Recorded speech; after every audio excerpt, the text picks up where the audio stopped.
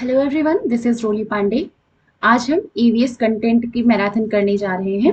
इसके पहले के जो 3 वीडियोस कराए गए हैं प्रीवियस ईयर क्वेश्चन के, उनको भी जरूर देख लीजिएगा, वो प्लस ये एक मैराथन। स्टार्ट करते हैं। क्वेश्चन नंबर 1 है हमारा, consider the following statement about the jhum farming practised in the forest of Mizoram. मतलब कि मिजोरम के जंगलों में की जाने वाली झूम खेती के बारे में नीचे दिए गए कथनों पर विचार कीजिए। यहाँ से भी ध्यान रखिएगा कि जो झूम फार्मिंग है वो की कहाँ पर जाती है, वो मिजोरम के जंगलों में की जाती है। तो सबसे पहले समझ लेते हैं झूम फार्मिंग के बारे में। ये बहुत इंटरेस्टिंग फैक्ट है, मतलब ये इंटरेस्टिंग प्रैक्टिस है झूम फार्मिंग। इसमें क्या होता है, एक क्रॉप की कटिंग करने के बाद उस लैंड को, उस जमीन को वैसे ही कुछ वर्षों के लिए छोड़ दिया जाता है। उसके बाद वहां पर कुछ भी नहीं उगाया जाता है। जो भी बैम्बू या वीड्स वहां पर उगते हैं उसको ऐसे ही खींच करके बाहर निकाल लिया जाता है, फिर उखाड़ लिया जाता है।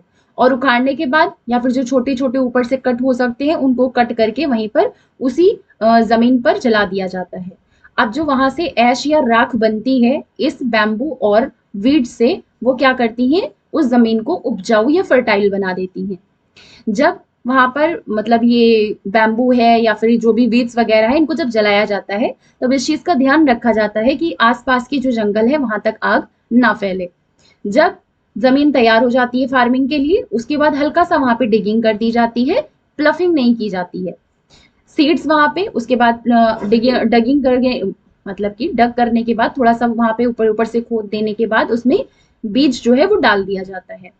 एक ही फार्म पर अलग अलग तरीके कई सारे क्रॉप्स जैसे कि मेज है, वेजिटेबल्स हैं, चिलीज, राइस, ये सारी चीजें एक ही लैंड पे उगाई जा सकती है। जो वीड्स और बाकी के अनवांटेड प्लांट्स होते हैं उनको खींच करके बाहर नहीं निकाला जाता है, मतलब निकाल भी सकते हैं, नहीं भी निकालते हैं, उनको बस ऐसे ही कट कर दिया जाता है। इसलिए वो क्या होते हैं, सॉइल के साथ मिक्स हो जाते हैं और ये सॉइल को और ज्यादा फर्टाइल बना देते हैं। अगर कोई फैमिलीज ऐसी हैं जो कि ये झूम फार्मिंग नहीं कर पा रही हैं, खेती नहीं कर पा रही हैं, तो जो बाकी के लोग होते हैं वो उनकी हेल्प करते हैं और उनको खाना देते हैं। अब देखते हैं इसके बारे में क्या क्या फैक्ट्स दिए हैं।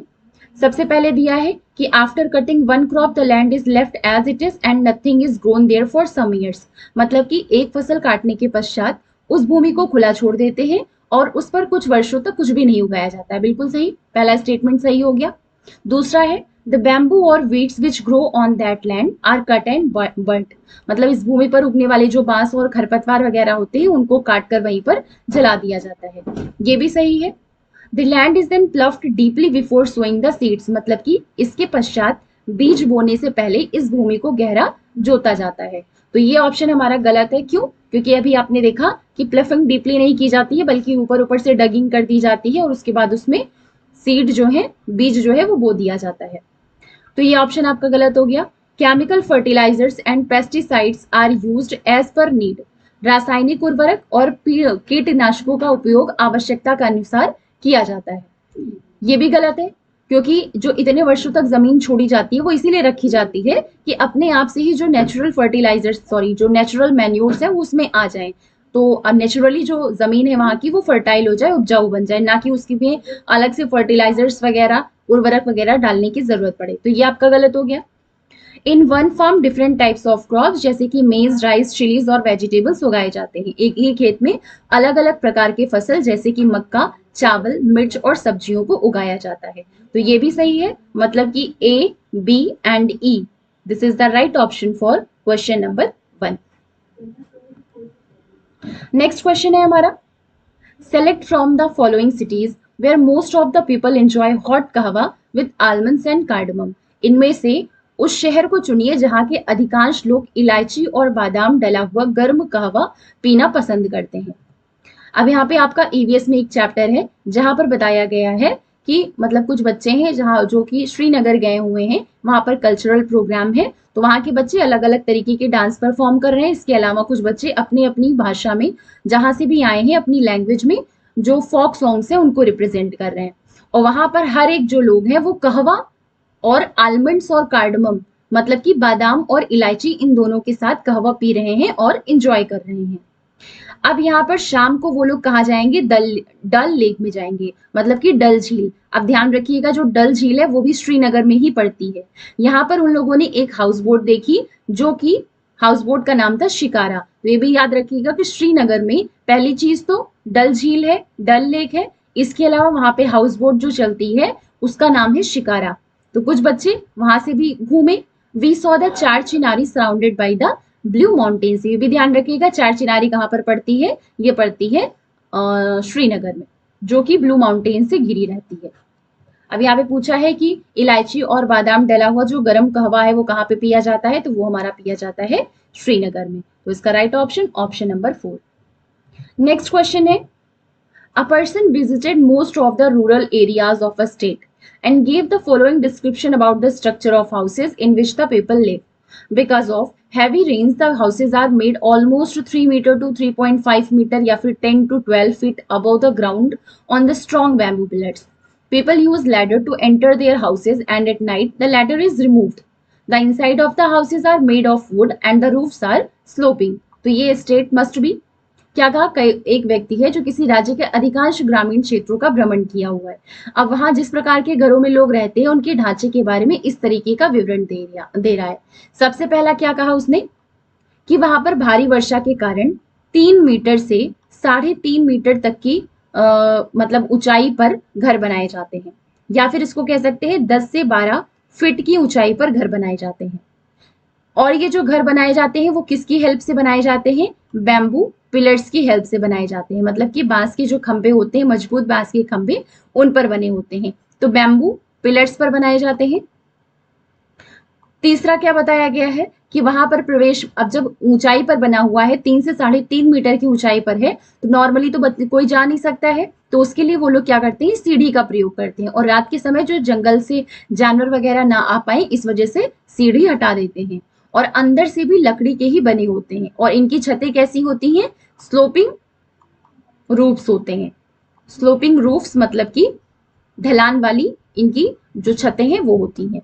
तो ये कौन सा राज्य होना चाहिए, ये है असम। इसका राइट ऑप्शन ऑप्शन नंबर 4।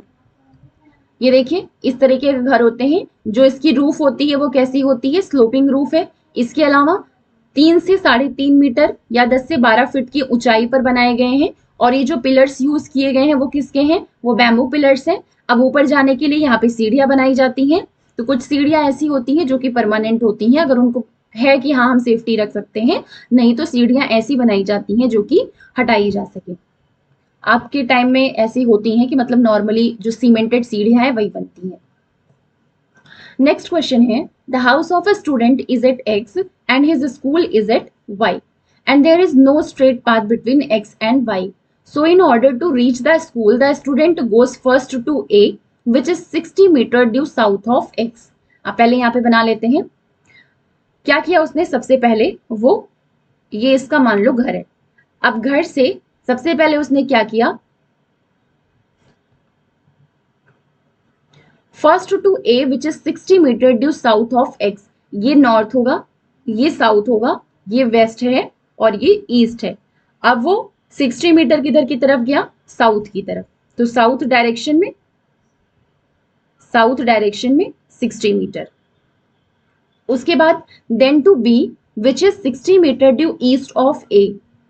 अब यहां पर ए हो गया 60 मीटर की उसमें। अब ए से मतलब कि ए के रिस्पेक्ट में 60 मीटर तक ईस्ट की तरफ बढ़ेगा। तो ये नॉर्थ है, ये साउथ है, ये हो गया वेस्ट, ये हो गया ईस्ट। तो ईस्ट की तरफ कितनी, 60 मीटर। ठीक, मतलब ये बी तक पहुंचा 60 मीटर की डिस्टेंस पे। फिर नेक्स्ट दिया है then to C which is 50 metre due south of B. अब बी से साउथ की डायरेक्शन में, बी से साउथ की डायरेक्शन में सी पॉइंट तक पहुंचा, कितनी डिस्टेंस पर, 50 मीटर की डिस्टेंस पर, due south of B, and finally reaches his school which is 60 meter due east of C. अब यहां से ईस्ट किधर पड़ेगा, ये पड़ेगा, मतलब कि ये हो गया D और कितने मीटर की डिस्टेंस पे है, 60 मीटर की डिस्टेंस पे है। और ये क्या है, यहाँ पे फाइनली वो पहुंच गया कहाँ पे, X और Y। तो मतलब Y की डिस्टेंस पर पहुंच गया, X यहाँ पर था और Y आपका यहाँ पे हो गया। अब पूछा है finally reaches his school which is 60 meter due east of C. With respect to the school, the correct direction of his house. ये इसका स्कूल हो गया।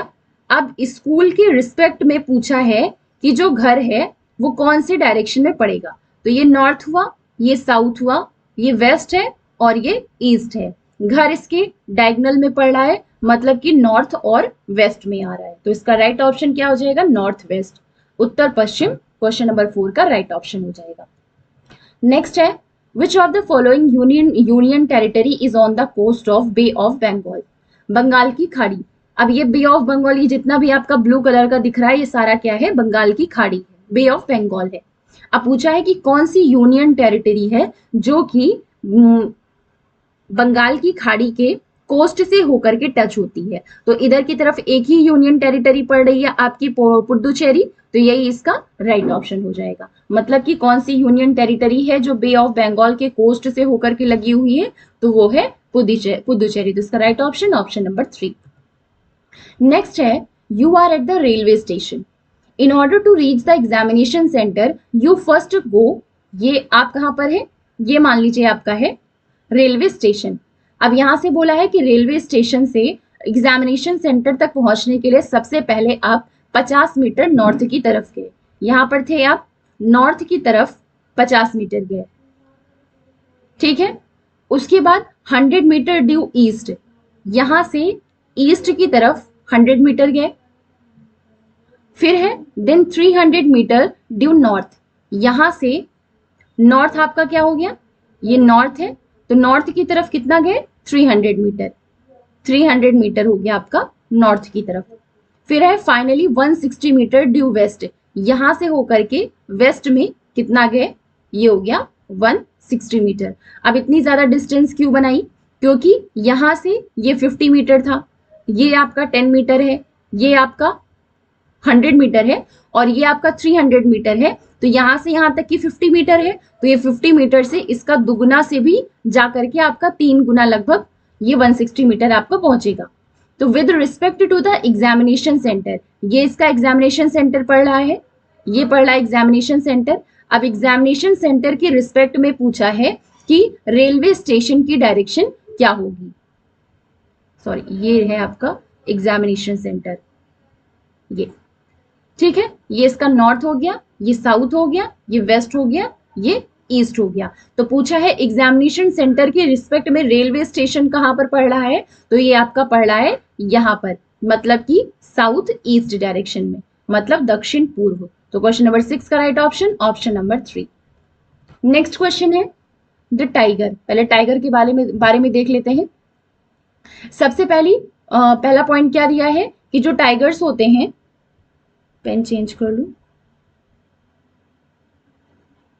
हाँ, सबसे पहला पॉइंट यहाँ पे क्या दिया है कि जो टाइगर्स होते हैं वो रात में 6 टाइम्स बेटर देख सकते हैं हम लोग से। दूसरी चीज क्या बताई है कि टाइगर्स के जो विस्कर्स होते हैं, मतलब कि इनकी जो मूछें होती हैं, विस्कर्स हैं, जो इनकी मूछें हैं वो बहुत ज्यादा सेंसिटिव होती हैं, इस वजह से कि जो हल्के एयर में हल्की हल्की वाइब्रेशंस होती हैं या सेंसेस होते हैं, उनको भी ये पहचान लेते हैं। जो ये इनकी विस्कर्स होती हैं, ये इनको रात के टाइम में जब शिकार करना होता है तो उसके में हेल्प करती हैं। Tiger's sense of hearing is so sharp that it can make out the difference between the rustling of leaves and the sound of an animal moving on the grass. इनकी सेंसेस सुनने की इतनी ज्यादा strong होती है कि grass पर अगर कोई छोटे मोटे कीड़े मकोड़े चल रहे हैं वो, या फिर कोई लीव्स की आवाज आ रही है वो, इन दोनों में ये अच्छे से डिफरेंशिएट कर सकते हैं। और ये इनको क्या करता है? हेल्प करता है चारों तरफ की जो आवाजें आ रही हैं उनको सुनने में और समझने में। Tigers make different sounds for different purposes, मतलब अलग अलग तरीकों के लिए, अलग अलग उद्देश्य के लिए अलग अलग आवाजें निकालते हैं। मतलब जब गुस्सा होते हैं तो दूसरी तरीके की आवाज निकालेंगे, और बाकी टाइगर्स को बुलाना होगा तो उसके लिए दूसरी तरीके की आवाज निकालेंगे। इनकी आवाज को रोरिंग या फिर स्नार्ल बोला जाता है। इसके अलावा क्या है कि इनकी जो आवाज है, मतलब कि इनके रोरिंग की जो आवाज है वो लगभग 3 किलोमीटर की डिस्टेंस तक सुनाई पड़ती है। फिर क्या दिया है कि each tiger has its own area which में बी कवर सेवरल किलोमीटर्स। हर एक टाइगर की अपनी एक एरिया होती है, मतलब कि वो अपना अधिकार करके रखता है कुछ किलोमीटर्स तक की एरिया पर। टाइगर जो अपनी एरिया है उसको मार्क कैसे करते हैं? यूरिनेट करके उस एरिया को मतलब मार्क करते हैं कि ये उनका अपना एरिया है। इसके अलावा अगर कोई दूसरा टाइगर इनके क्षेत्र में घुस आया है तो उसको पहचानते कैसे हैं, उसके यूरिनेशन से पहचानते हैं। ये मोस्टली अवॉइड ही करते हैं अपने क्षेत्र से दूसरे टाइगर के क्षेत्र में जाने से। तो ये था हमारा टाइगर के बारे में। अब क्या क्या ऑप्शंस दे करके रखा है।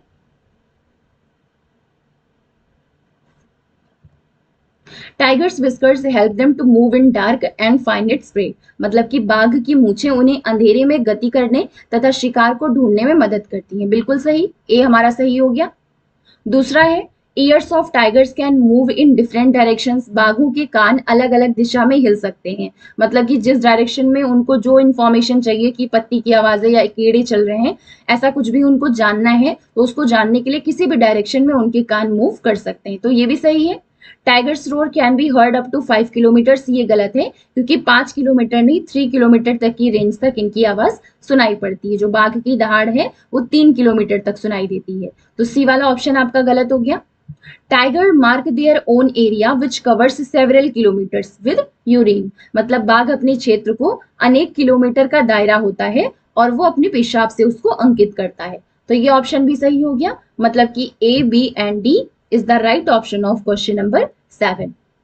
Next question है, a boy boarded a train on 7th September 2022.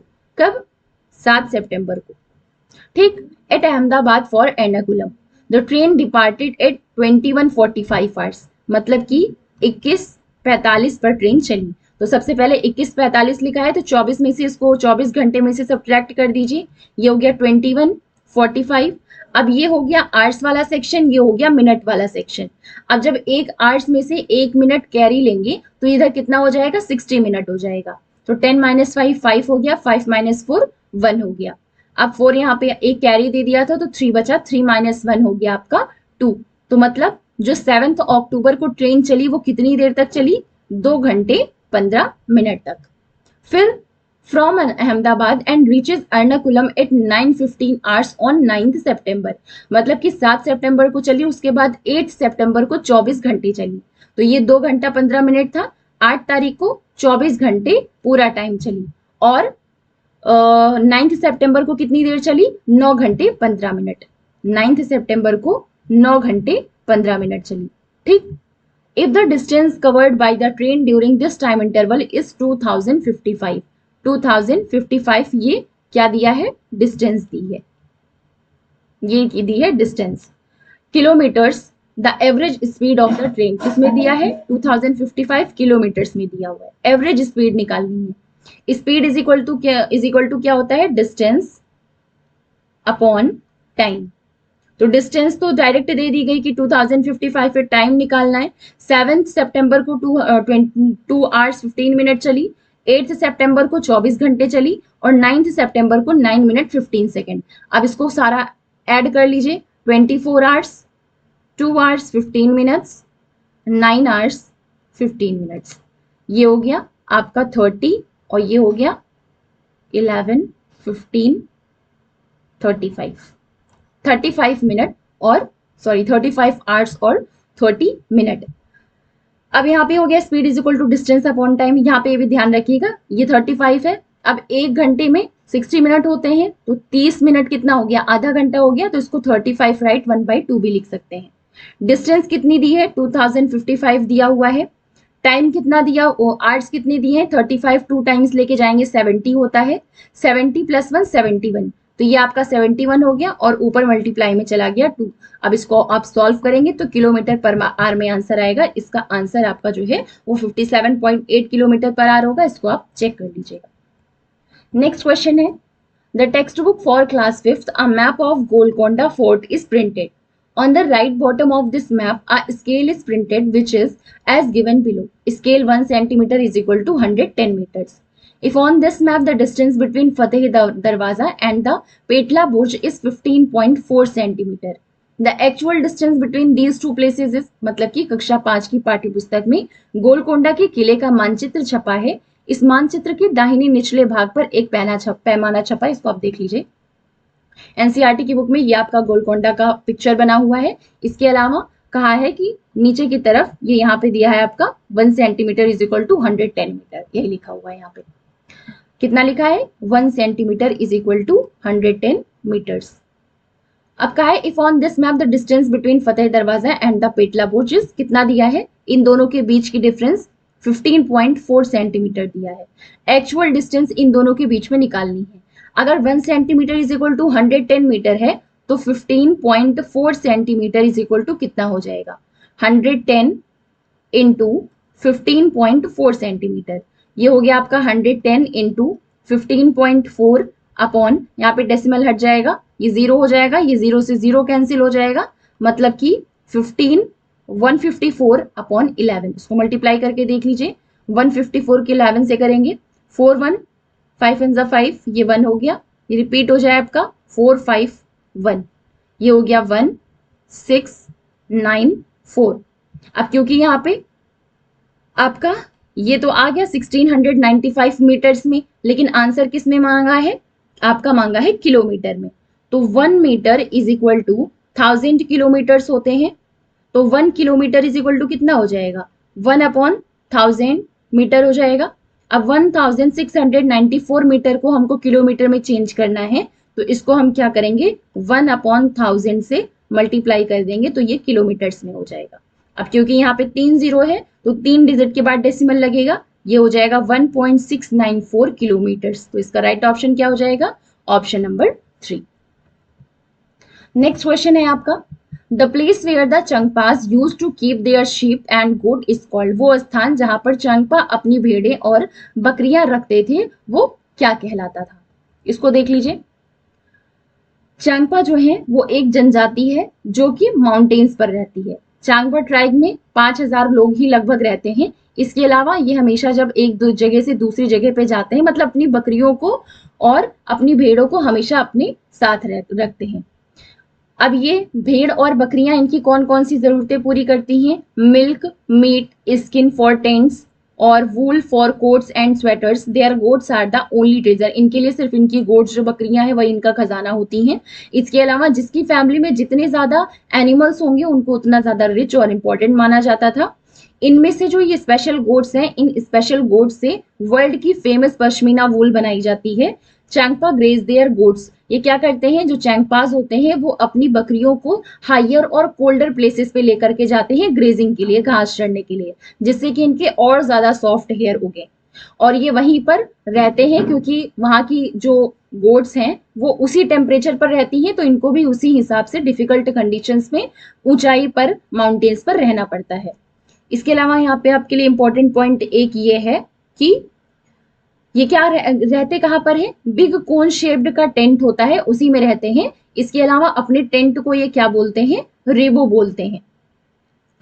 और ये आपका लास्ट में क्या करते हैं? ग्राउंड को लगभग 2 फीट डीप तक डग करते हैं, उसके बाद उसी में टेंट बना करके वहीं पे रहते हैं। तो ये आपका हो गया चांगपास के बारे में। अब पूछा है यहाँ पे वो स्थान जहां पर चंगपा अपनी भेड़ें और बकरियां रखते थे वो क्या कहलाता था? तो रेबो वो जगह थी जहां पर वो खुद टेंट बना करके रहते थे, और लेखा वो जगह थी जहां पर वो अपनी भेड़ और बकरियों को रखते थे। तो उसका राइट ऑप्शन क्वेश्चन नंबर 10 का ऑप्शन नंबर 2। नेक्स्ट क्वेश्चन है हमारा, यहाँ पे आपका कहीं पे लिखा होगा,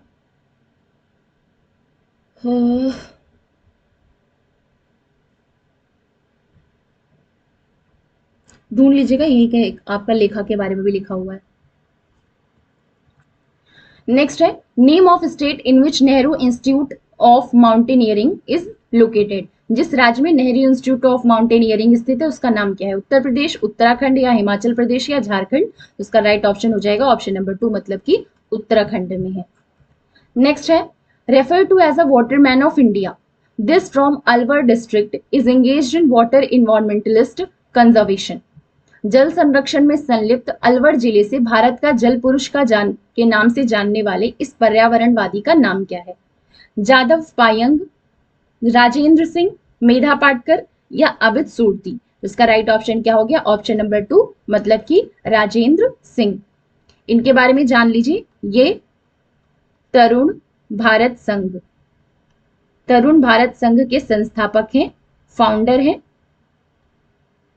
इसके अलावा अभी प्रेजेंट टाइम में ये वहां के अध्यक्ष भी हैं। ये तरुण भारत संघ ये किस चीज के लिए है? ये जल संरक्षण के लिए है, मतलब कि वाटर कंजर्वेशन के लिए, वाटर कंजर्वेशन के लिए। नेक्स्ट क्वेश्चन है आपका, a pattern on Kashmiri house boats which appears like jigsaw puzzle is Deoband, मेहराब, मुकरनास, मुकरना या खत्मबंद। तो इसका राइट ऑप्शन हो जाएगा ऑप्शन नंबर 4, मतलब कि खत्मबंद। अब इसके बारे में थोड़ा सा देख लीजिए। टूरिस्ट जब आते हैं श्रीनगर तो वहां पे जो हाउस बोट्स हैं, शिकारा है, वहीं पर वो घूमना या रहना, स्टे करना पसंद करते हैं। और ये जो हाउस बोट्स होती हैं वो लगभग 80 फीट लंबी होती हैं और 8 से 9 फीट चौड़ी होती हैं। जो भी यहाँ पर बहुत सारी फैमिलीज ऐसी हैं जो कि डोंगा में रहती हैं। डोंगा क्या है? शिप के टाइप की होती है, लेकिन जैसे हमारे घर होते हैं बिल्कुल वैसे ही घर की तरह ये बोट बनी होती है। तो बहुत सारी फैमिलीज ऐसी हैं श्रीनगर में जो डोंगा में ही रहती हैं। इसके अलावा यहाँ पर झेलम रिवर पड़ती है, झेलम नदी पड़ती है, और झेलम नदी के पास ही आपको डल झील दिखाई पड़ेगी। डोंगा is just like a house with different rooms. अब जो ब्यूटीफुल जो सुंदर कार्विंग हुई रहती है लकड़ियों पर, वो हम आराम से देख सकते हैं। बड़े बड़े घर हैं या फिर बोट्स वगैरह है, वहां पर ये कार्विंग की रहती है। इस डिजाइन को क्या बोलते हैं? खत्मबंद बोलते हैं। और ये होता, इसका पैटर्न किस तरीके का होता है? वो होता है जिक्सॉ पजल जैसा। इसके अलावा आप ये भी देख लीजिए कि यहाँ पर जो पुराने घर होते थे श्रीनगर में, वहां पर एक स्पेशल तरीके की खिड़की बनाई रहती थी जिसको डैप कहा जाता था। तो ये आपका है, इतना देख लीजिए। इसके अलावा ये भी ध्यान रखिएगा कि जो पुराने घर होते थे वो पत्थरों के बने होते थे, ब्रिक्स के बने होते थे और लकड़ियों के बने होते। यहाँ के जो डोर्स और विंडोज थे, जो खिड़कियां और दरवाजे थे, उसमें ब्यूटीफुल आर्च टाइप का इस तरीके का शेप बना होता था जिसको मेहराब कहते थे। तो ये था हमारा इसके बारे में, श्रीनगर के से रिलेटेड चीजों के बारे में। मैच करना है यहाँ पे। Assam, houses made of stones with wooden floor and wooden ceiling. घर पत्थर के बने जिनकी फर्श और छतें लकड़ी की बनी होती। ये कहाँ पे है? तो ये होता है लेह लद्दाख में, मतलब कि 2 का फर्स्ट हो जाएगा। Houses made of stones would with slanting roofs. पत्थर, लकड़ी, पत्थर या लकड़ी, इन दोनों में से किसी के भी बने हो सकते हैं। बने घर होते हैं जिनकी छतें ढालू होती हैं। तो ये है मनाली, हिमाचल प्रदेश का घर।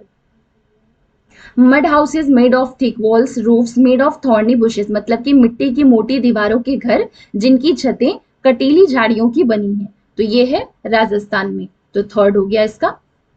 Multi storey houses with large glass Windows, elevated houses made on bamboo pillars. ये आपका मिक्स हो गया, ये यहाँ पे ऑप्शन नहीं होगा। The elevated houses on bamboo pillars, ये हो जाएगा आपका असम के बारे में। तो फर्स्ट का हो गया हमारा फिफ्थ, मतलब फर्स्ट का फिफ्थ 2 ऑप्शन है, 3 ऑप्शन है। सेकंड का फर्स्ट, थर्ड का सेकंड और फोर्थ का आपका थर्ड। पहला ये ऑप्शन आपका सही हो गया। तो क्वेश्चन नंबर 14 का right option option number 1। Golconda fort was built by, जो गोलकोंडा किला है वो किसके द्वारा निर्माण कराया गया था? निजाम्स ऑफ हैदराबाद या मुगल्स या कुतुब शाही सुल्तान्स या रूलर्स ऑफ दिल्ली सल्तनत। तो ये कराया गया था कुतुब शाही सुल्तान्स के द्वारा। तो 15 का right option option number 3।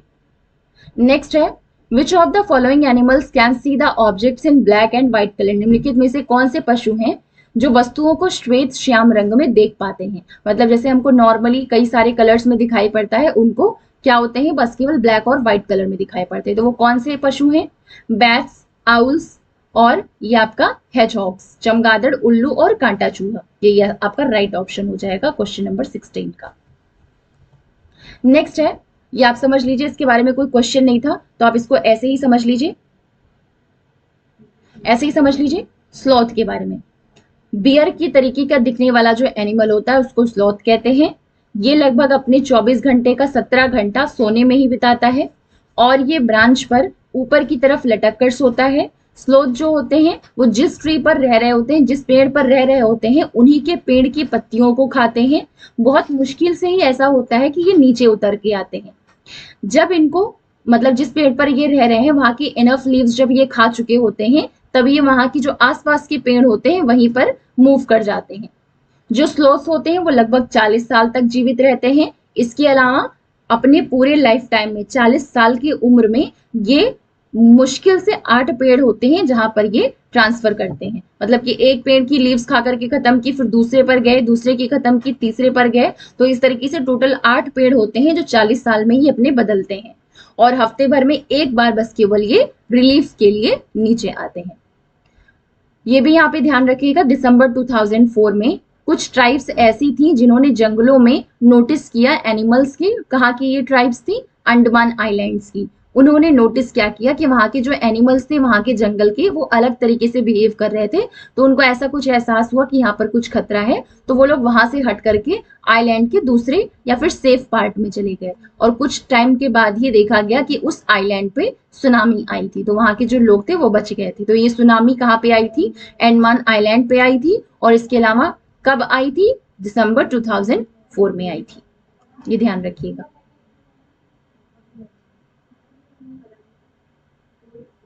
Next है आपका, kharif crops are sown at the beginning of the rainy season and are also known as monsoon crops. Which of the following set is an example of kharif crops? दो तरीके के, पहले तो आप समझ लीजिए क्रॉप क्या होते हैं। जब एक ही तरीके का कोई प्लांट लंबी एरिया में, लार्ज स्केल की जगह पर उगाया जाता है सेम ही तरीके का, तब उसको क्रॉप कहते हैं। दाल है, सब्जियां हैं, फल हैं, ये सारी चीजें क्रॉप प्रोडक्शन में ही आती हैं। इसके अलावा क्योंकि हमारी जो कंट्री है वो बहुत बड़ी वास्ट कंट्री है, इस वजह से हर एक जगह पे आप देखेंगे वास्ट कंट्री, बाकी आप 4 कदम से 10 कदम आगे बढ़े तो ह्यूमिडिटी हो, टेम्परेचर हो, रेनफॉल हो, हर तरीके से हर एक जगह पे आप 4 कदम आगे बढ़ेंगे, वहां का जो जलवायु है वो चेंज हो जाता है। तो इस वजह से पूरी कंट्री में हमारे अलग अलग स्टेट्स में आप जाइए, अलग अलग डिस्ट्रिक्ट्स में जाइए, तो आपको वैरायटी वैरायटी के क्रॉप्स मिलेंगे। तो इतनी सारी वैरायटी है तो उनको क्लासिफिकेशन करना उनका इतना पॉसिबल नहीं है, फिर भी लगभग 2 तरीके के जो क्रॉप्स है उनका क्लासिफिकेशन किया गया है। पहला है आपका खरीफ क्रॉप्स और दूसरा है आपका, पहला खरीफ क्रॉप्स, दूसरा है रबी क्रॉप्स। ये जो है आपकी खरीफ क्रॉप्स है वो रेनी सीजन स्टार्ट होते होते उगाया जाता है, मतलब कि स्टार्ट किया जाता है इसकी खेती, और जो रबी क्रॉप्स होती है वो विंटर सीजन की लगभग शुरुआत होते होते इसकी खेती शुरू की जाती है। रेनी सीजन जो है वो आपका जून से स्टार्ट करके सितंबर तक इसकी खेती चलती है, और इसका अक्टूबर से लेकर के आपका अप्रैल तक इसकी खेती चलती है रबी क्रॉप्स की। अब जो खरीफ क्रॉप्स होते हैं उनको पानी की जरूरत ज्यादा होती है, तो मतलब बारिश ज्यादा होगी तभी तो उनकी जो रिक्वायरमेंट है वो पूरी हो सकती है। तो पूछा है यहाँ पे मॉनसून क्रॉप, मतलब खरीफ क्रॉप्स है क्योंकि रेनी सीजन के शुरुआत में ही उगाए जाते हैं, इसलिए इनको मॉनसून क्रॉप्स या फिर बरसात की फसल भी कहा जाता है। तो पता करना है कि खरीफ की फसल का कौन सा समूह सही है। तो आप ध्यान रखिए जो खरीफ के क्रॉप्स होते हैं वो ऐसी क्रॉप्स होते हैं जिनको पानी ज्यादा चाहिए होता है। तो सबसे पहले चावल ही ऐसा है जिसको पानी बहुत ज्यादा चाहिए होता है, तो चावल का एक यहाँ पे दिया है, एक यहाँ पे दिया है, तो इन दोनों में से आपको सेलेक्ट करना है। तो चावल के अलावा एक और मेज या फिर बाजरा याद रखिए जिसको पानी की ज्यादा जरूरत होती है, तो वही आपका राइट ऑप्शन हो जाएगा क्वेश्चन नंबर 17 का। राइस, मेज, सोरघम, बाजरा, ये चारों ऐसे हैं जो कि खरीफ क्रॉप्स में आते हैं। यहाँ पे है भी आपका, इसको समझ लीजिएगा। क्रॉप क्या होता है? सेम काइंड के जब क्रॉप्स एक ही जगह पर लार्ज स्केल में उगाए जाते हैं तब उसको क्रॉप्स कहा जाता है। जैसे कि वीट है, वीट का ही पौधा अगर ज्यादा एरिया में उगा दिया जाए तो मतलब कि वीट का क्रॉप्स बोलेंगे, वीट क्रॉप्स बोलेंगे।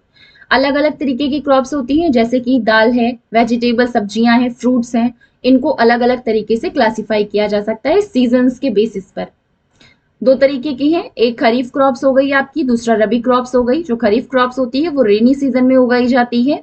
रेनी सीजन में मतलब कि जून से सितंबर तक। अब इंडिया में जो बारिश का मौसम है वो जून से सितंबर तक रहता है, तो इस वजह से इनकी क्रॉप्स भी कब से कब तक होती हैं, किस मंथ से किस मंथ तक? तो जून से सितंबर तक। इसमें पैडी, मेज, सोयाबीन, ग्राउंड नट, कॉटन, ये सारी चीजें आती हैं। और रबी क्रॉप्स जो है आपकी अक्टूबर से मार्च तक चलती हैं, और इसमें वीट, ग्राम, पी, मस्टर्ड और लिंसीड, ये सारी चीजें आती हैं। इसको भी देख लीजिए, जो एग्रीकल्चर प्रैक्टिसेस है उसमें ये 7 स्टेप्स होते हैं। सबसे पहले सॉइल प्रिपेयर की जाती है, सॉइल प्रिपेयर करने के बाद बीज को बोया जाता है, बीज बोने के बाद मैन्योर्स और फर्टिलाइजर्स उसमें यूज किए जाते हैं, मतलब उर्वरक और खाद यूज की जाती हैं। फिर उसकी सिंचाई की जाती है, इरिगेशन होता है, फिर उसको वीड्स से उसकी रक्षा की जाती है, प्रोटेक्ट किया जाता है, फिर काटा जाता है उस क्रॉप को, और लास्ट में उसकी स्टोरेज की जाती है, भंडारण किया जाता है उसका। The process of cooling due to evaporation is slow when the area of water surface in contact with the atmosphere. मतलब कि वाष्पन के कारण जो शीतलन की प्रक्रिया है वो तब धीमी होती है जब वायुमंडल में जल के खुले पृष्ठ का क्षेत्रफल कैसा होता है। पहले समझ लीजिए एवोपरेशन होता क्या है। एवोपरेशन मतलब क्या हो गया, वाष्पन। वाष्पन होता क्या है, जब पेन चेंज कर लो, जब आपका गैस से लिक्विड से जब गैस में ट्रांसफर होता है या फिर लिक्विड जब गैस में चेंज हो जाती है तब इसी को एवोपरेशन या फिर वाष्पन बोला जाता है। एवोपरेशन को वेपराइजेशन भी बोला जाता है। वेपराइजेशन की प्रोसेस होता कहाँ है, मतलब होती कहाँ है, वाष्पन की प्रक्रिया होती कहाँ है, पानी के सरफेस पर होती है। इट इज अ एवेपोरेशन है, ये किस तरीके की प्रोसेस है, ये धीमी प्रक्रिया है, ये हर एक टेम्परेचर पर पॉसिबल है, हर एक टेम्परेचर पर वाष्पन की प्रक्रिया हो सकती है। जो आपका गीले कपड़ों का सूखना है वो वाष्पन की वजह से ही होता है। अगर गीले कपड़े आपके ज्यादा देर लग रहे हैं सूखने में, इसका मतलब कि जो वेपराइजेशन का रेट है, स्पीड है, वो बहुत धीमी चल रही है। जो वाटर बॉडीज होती हैं लार्जर सरफेस एरिया के साथ, उनका एवोपरेशन ज्यादा होता है। अब यहाँ से एक पॉइंट याद रखिए कि ऐसी वाटर बॉडीज जिनका लार्जर सर्फ मतलब कि ऐसी वाटर बॉडीज जो कि लार्जर सरफेस में होती हैं, जो कि ज्यादा से ज्यादा पृष्ठ को घेरे रहती हैं, उनका जो वाष्पन है वो भी ज्यादा जल्दी होता है। इसके अलावा क्या इंपॉर्टेंट है आपका, जो वेपराइजेशन रेट है, मतलब वेपराइजेशन की जो स्पीड है, वाष्पन की जो गति है, वो किन किन चीजों पर डिपेंड करती है, लिक्विड किस टाइप का है, उस लिक्विड की डेंसिटी क्या है, इन सब चीजों पे डिपेंड करती है। अब लिक्विड्स में क्या क्या आपका आ गया, स्पिरिट्स आ गई, पेट्रोल आ गया, केरोसिन आ गया। अब ये तीन चीज ऐसी है जो कि वाटर से भी ज्यादा जल्दी वाष्पित हो जाती है। Vaporisation also depends on factors. अब वेपराइजेशन ये था कि रेट, जो वेपराइजेशन की स्पीड है वो किन चीजों पे डिपेंड करती है, तो वो डेंसिटी या फिर लिक्विड किस टाइप का है। अब जो वेपराइजेशन है वो किन फैक्टर्स पे डिपेंड करता है, आपका ताप, ह्यूमिडिटी, दाब, विंड की स्पीड, सरफेस एरिया। ये चीजें ऐसी हैं जिन पर वेपराइजेशन की प्रोसेस, वाष्पन की प्रक्रिया आधारित होती है। अब ये चीज ध्यान रखिएगा कि जब वेपराइजेशन की प्रोसेस हो रही होती है तो जो पार्टिकल्स होते हैं वो आसपास से एनर्जी लेते हैं, हीट एनर्जी लेते हैं। तो हीट एनर्जी लेने की वजह से ही, हीट एनर्जी के एब्जॉर्प्शन की वजह से ही जो आसपास का सराउंडिंग है वो पहले से ज्यादा ठंडा हो जाता है। इसी वजह से जब आप अपने हथेली पे एसीटोन को रख करके देखेंगे तो आपको फीलिंग सेंसेशन फील होती है, क्योंकि आपके पाम में से, हथेली में से जो हीट है वो एब्जॉर्ब हो जाती है। इसी वजह से आपको अपनी हथेली ठंडी फील होने लगती है। तो ये भी नोटिस किया गया है कि जो फ्रेश टैप वाटर होता है उसका टेम्परेचर हाइयर होता है इसके कंपेयर में water kept in open vessel, क्योंकि जो ओपन, जैसे खुला वेसल रखा हुआ है, मतलब इसमें पानी रखा हुआ है, तो वो धीरे धीरे एवोपरेट होगा। तो एवोपरेट होने की वजह से क्या होगा, इसमें पानी जो स्टोर करके रखा हुआ था वो आसपास की जो इसकी हीट थी वो मतलब एब्जॉर्ब हो जाएगी पानी के पार्टिकल्स के द्वारा। इस वजह से यहाँ का पानी ठंडा हो जाएगा। तो यही रीजन है। अब ये भी ध्यान रखिएगा, केवल जो हाई काइनेटिक एनर्जी वाले मॉलिक्यूल्स होते हैं वो ही सरफेस से उठ करके वेपराइज होकर के ऊपर जाते हैं। मतलब कि वो ही ऐसे होते हैं जो कि लिक्विड से आपके चेंज होंगे किसमें, गैस में। तो ये भी इसको इस तरीके से समझ लीजिए। मान लीजिए ये कोई वेसल है आपका, जितनी ज्यादा सरफेस एरिया है इसकी, अब क्योंकि वेपराइजेशन जो वाष्पन की प्रक्रिया है वो डिपेंड किस पे करती है, सरफेस पे ही डिपेंड करती है। तो सरफेस एरिया जितना ज्यादा होगा वाष्पन की प्रक्रिया उतनी ज्यादा तेज होगी और वाष्पन उतना ही ज्यादा होगा। ठीक, इसके अलावा जो सरफेस पे, यहाँ पे ये मान लीजिए सारे मॉलिक्यूल्स हैं, सॉरी पार्टिकल्स हैं। अब ये पार्टिकल्स क्या करेंगे, जिनकी काइनेटिक एनर्जी ज्यादा होगी, काइनेटिक एनर्जी किस चीज के लिए होती है, स्पीड के लिए होती है। तो जिनकी काइनेटिक एनर्जी जितनी ज्यादा होगी उतनी ज्यादा तेज, काइनेटिक एनर्जी मतलब क्या होता है आपका, गतिज ऊर्जा होता है, गतिज ऊर्जा होता है। तो गतिज ऊर्जा जिस पार्टिकल की जितनी ज्यादा होगी वो उतनी ही जल्दी वाष्प बन के उड़ जाएगा, और जिनकी कम होगी वो नीचे बैठे रहेंगे, धीरे धीरे ऊपर जाएंगे, उनकी काइनेटिक एनर्जी बढ़ेगी और वो एवोपरेट होकर के गैस बन के उड़ेंगे। अब आपने देखा होगा कहीं भी किसी भी बाउल में या किसी चीज में पानी रखा हुआ है, आप कड़ी धूप में रख दीजिए तो धीरे धीरे एवोपरेट होकर के वो उड़ जाता है। आपको व्हाइट कलर का कुछ बचा हुआ सा दिखता है, तो जो बचा रहता है वो सॉल्ट और मिनरल्स होते हैं कुछ, पानी के, जो वही उसमें बच जाते हैं, बाकी पूरा का पूरा पानी आपका एवोपरेट हो जाता है, उड़ जाता है। मेन फैक्टर्स क्या क्या हैं जो कि वेपराइजेशन को इफेक्ट करते हैं? सरफेस एरिया करता है, टेम्परेचर करता है, ह्यूमिडिटी करता है और विंड की स्पीड करती है। सरफेस एरिया जितना ज्यादा बढ़ाएंगे उतनी ज्यादा वेपराइजेशन की प्रोसेस तेज होगी। टेम्परेचर जितना ज्यादा बढ़ेगा वेपराइजेशन उतना ज्यादा फास्ट होगा। जितनी ज्यादा मतलब जितनी कम ह्यूमिडिटी होगी उतना ज्यादा वेपराइजेशन बढ़ेगा। मतलब आपके ये फर्स्ट, सेकंड और फोर्थ, ये तीनों ऐसे हैं जो कि डायरेक्टली प्रोपोर्शनल है वेपराइजेशन से, और ह्यूमिडिटी और वेपराइजेशन इन दोनों में इनवर्सली रिलेशन है, इनवर्स रिलेशन है। मतलब कि एक घटेगा तो फिर दूसरा बढ़ेगा। अब हमारा क्वेश्चन क्या था कि जो कूलिंग की प्रोसेस है इवोपरेशन, पेन आपका चेंज कर लूं, जो कूलिंग की प्रोसेस है मतलब कि इवोपरेशन, वो धीमी होती है जब वाटर की सरफेस एरिया बढ़ती है या घटती है। तो वो क्या होगा? जब डिक्रीज होती है तब। और ह्यूमिडिटी जब हाई होगी तब इसकी प्रोसेस स्लो होगी। तो 18 का राइट ऑप्शन आपका क्या हो जाएगा? Option number 4। नेक्स्ट क्वेश्चन है, a teacher is displaying different vegetables with their edible parts. For garlic she displays it. एक अध्यापिका है जिन्होंने विभिन्न सब्जियों को उनके खाने योग्य भागों के साथ दिखा रही है। तो लेसन के लिए वो दिखाती है कि इनमें से कौन सा होगा, बल्ब, सीड, रूट या राइजोम। तो इसका राइट ऑप्शन होगा ऑप्शन नंबर 1, मतलब कि बल्ब। ये ऐसे कुछ और है, इसको देख लीजिए। जो बनाना और एप्पल है ये आपका फ्रूट है। अनियन और गार्लिक इनकी लीव्स खाई जाती है। सेलरी और एस्पेरेगस इनकी स्टेम खाई जाती है। कैरेट और बीटरूट, गाजर और चुकंदर, इन दोनों की रूट्स खाई जाती हैं। पोटैटो और स्वीट पोटैटो, इन दोनों का ट्यूबर पार्ट खाया जाता है। बीन और वॉलनट इनकी सीड्स खाई जाती हैं। कैपर्स और कॉलीफ्लावर इनका फूल खाया जाता है। तो ये था हमारा एडिबल पार्ट्स ऑफ प्लांट के बारे में। You are traveling from Delhi to Thiruvananthapuram by train. Which is the correct sequence of major railway stations you will come across after Delhi? आप दिल्ली से तिरुवनंतपुरम रेल द्वारा यात्रा कर रहे हैं। दिल्ली के बाद पड़ने वाले मुख्य रेलवे स्टेशनों का सही क्रम क्या होगा? ग्वालियर, भोपाल, नागपुर, विजयवाड़ा, चेन्नई, तिरुवनंतपुरम। ये इसका राइट ऑप्शन हो जाएगा। क्वेश्चन नंबर 20 का right option option number 1। Next है आपका, with respect to the location of the capital of India. मतलब कि दिल्ली की बात कर रहा है। The direction of Chandigarh, Chandigarh किसकी, मतलब कि चंडीगढ़ की कैपिटल क्या है? Punjab. And Dehradun capital of Uttarakhand respectively are. मतलब कि पहले हमको यहाँ पे मार्क कर लेना है, दिल्ली के रिस्पेक्ट में दोनों का पूछा है।